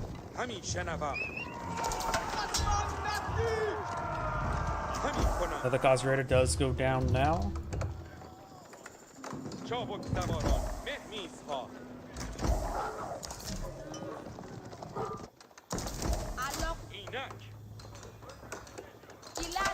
Now that house does get built there. These villages are a little bit idle, a little bit of oversight there by the Maulian player. And now Red Sign, he captures the Sacred Site now. I wonder if he was paying attention to this army. These villages are idle. I see it almost immediately. It's painful to watch them not doing anything. They should be in pain doing work. Okay, that was a horrible joke. Especially since it's Maulians. After all, they're the ones who gathered up a lot of slaves to be bought to them later on in history, right? Or was that Ghanaians? Same region, at least. We do now have the Spearman falling back. Don's javelin throws the negative volley there. Does take out one of the Dons up there. Another javelin throw there. Oh, there's actually quite a bit of sheeple there. So if what the Deadly Soul player should do is click on those sheep and just right click over here. It take forever to get back, but they will eventually get back.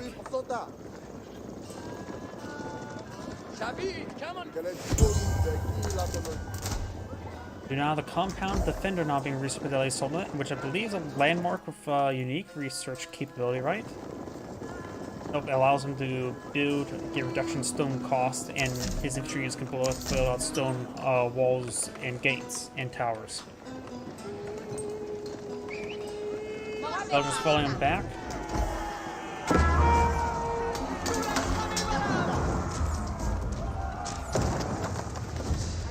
Mining pit has not gone down there. Could use a bit of repairs. Sacred Site has been decaptured, so no longer that threat, but he still has some good gold income from the other Sacred Sites. Do we see any cattle ranches? We are going to see cattle ranches being put on field, and now we do have the Grand Fulani Corral going on up.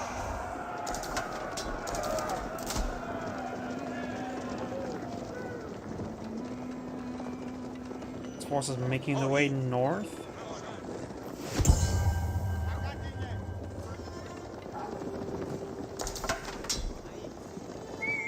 Oh, and they have these villages a little bit idle there. Ghazi Raiders slowly being picked on off there. At least someone else advanced next age. Remember as well, he does not have timing tax. It takes forever to get any research, nor has he started the queue up for the research there. So the Maulian player still has like another 3 minutes.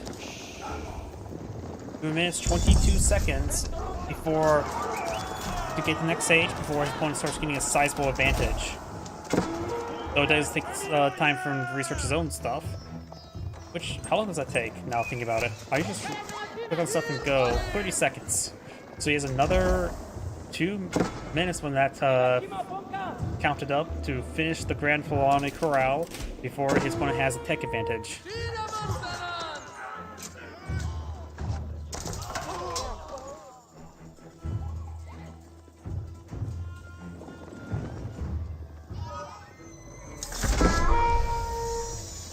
We have some men-at-arms now being employed on the field.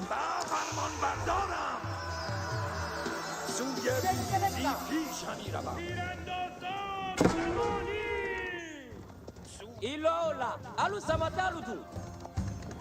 Tagamatuma. Sumaya tete. Alu taga. Yes.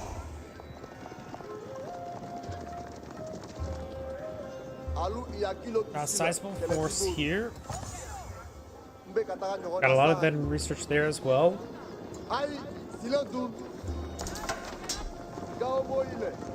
Of course, the veteran research is still on the way for Delhi Sultanate, so he may want to pull it off a little bit. He sees veteran research now, and now he's severely out-teched. There's no reason for him to be aggressive at the moment until he gets his technologies up. The Scholar does go down, can pick up that relic time. Blue has picked up 2 relics.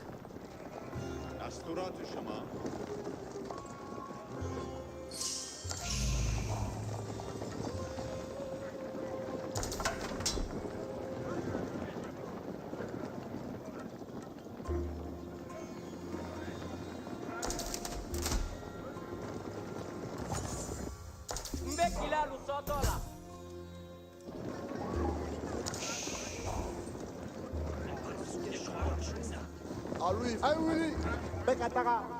Outpost going on up over here.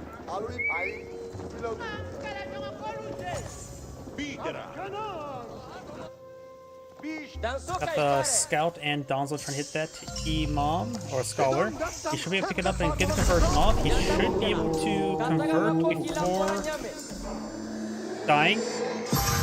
But he does escape out of there at the last moment. We do now have the Imam now over here as well. Now he's going to be just trying to catch the safe side there. Donzo falling on his back. A good number of javelin throwers here. We got still a larger force here now. Very good number of man-at-arms for the We do have 1 hack arm at the moment. Check out this Imam catch up this relic. He does go for her there. Does go down. Worth a shot. Donzo's and javelin throwers pushing forward. The javelin throwers are focusing down the archers. Very good. And then they're not all synced up, which makes it so they don't do as much overkill, which is good. So we've got a good number of man-at-arms here, which they do have good amount of melee armor. Donzo, veteran Donzo, I believe, they don't get any additional melee armor at the moment. Try to click on one of them. Yep, they still have 1.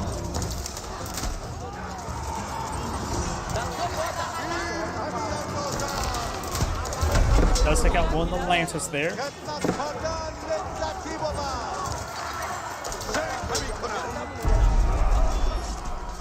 Looks like the ground force is starting to get overwhelmed. He just simply can't deal with the force. His opponent had a larger force and much higher quality force thanks to Power of Victory.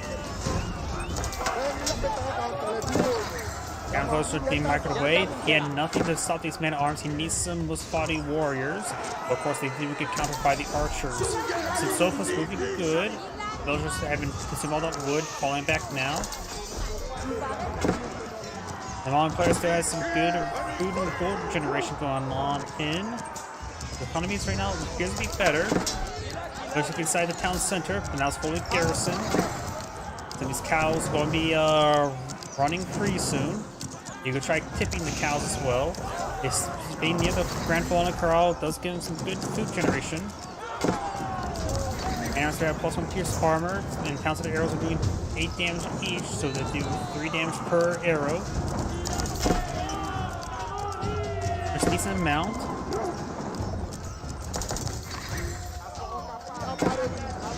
Sofa's not being pulled in the field. Sofa's being pulled in infantry, but pathetically low amount, honestly. +3. But still good to engage those men-at-arms with, though. Focus on the archers at the moment. More Genfos with the Q. Sophus as well, and the Moin player does back the game now. This is Angrade saying, thank you for watching, and on to the next replay.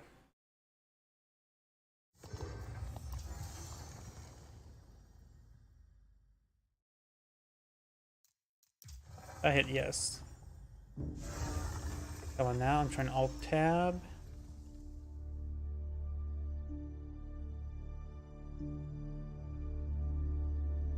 Yep, that's probably my last replay tonight, so everyone, thank you for watching, have a good evening, and get some good rest.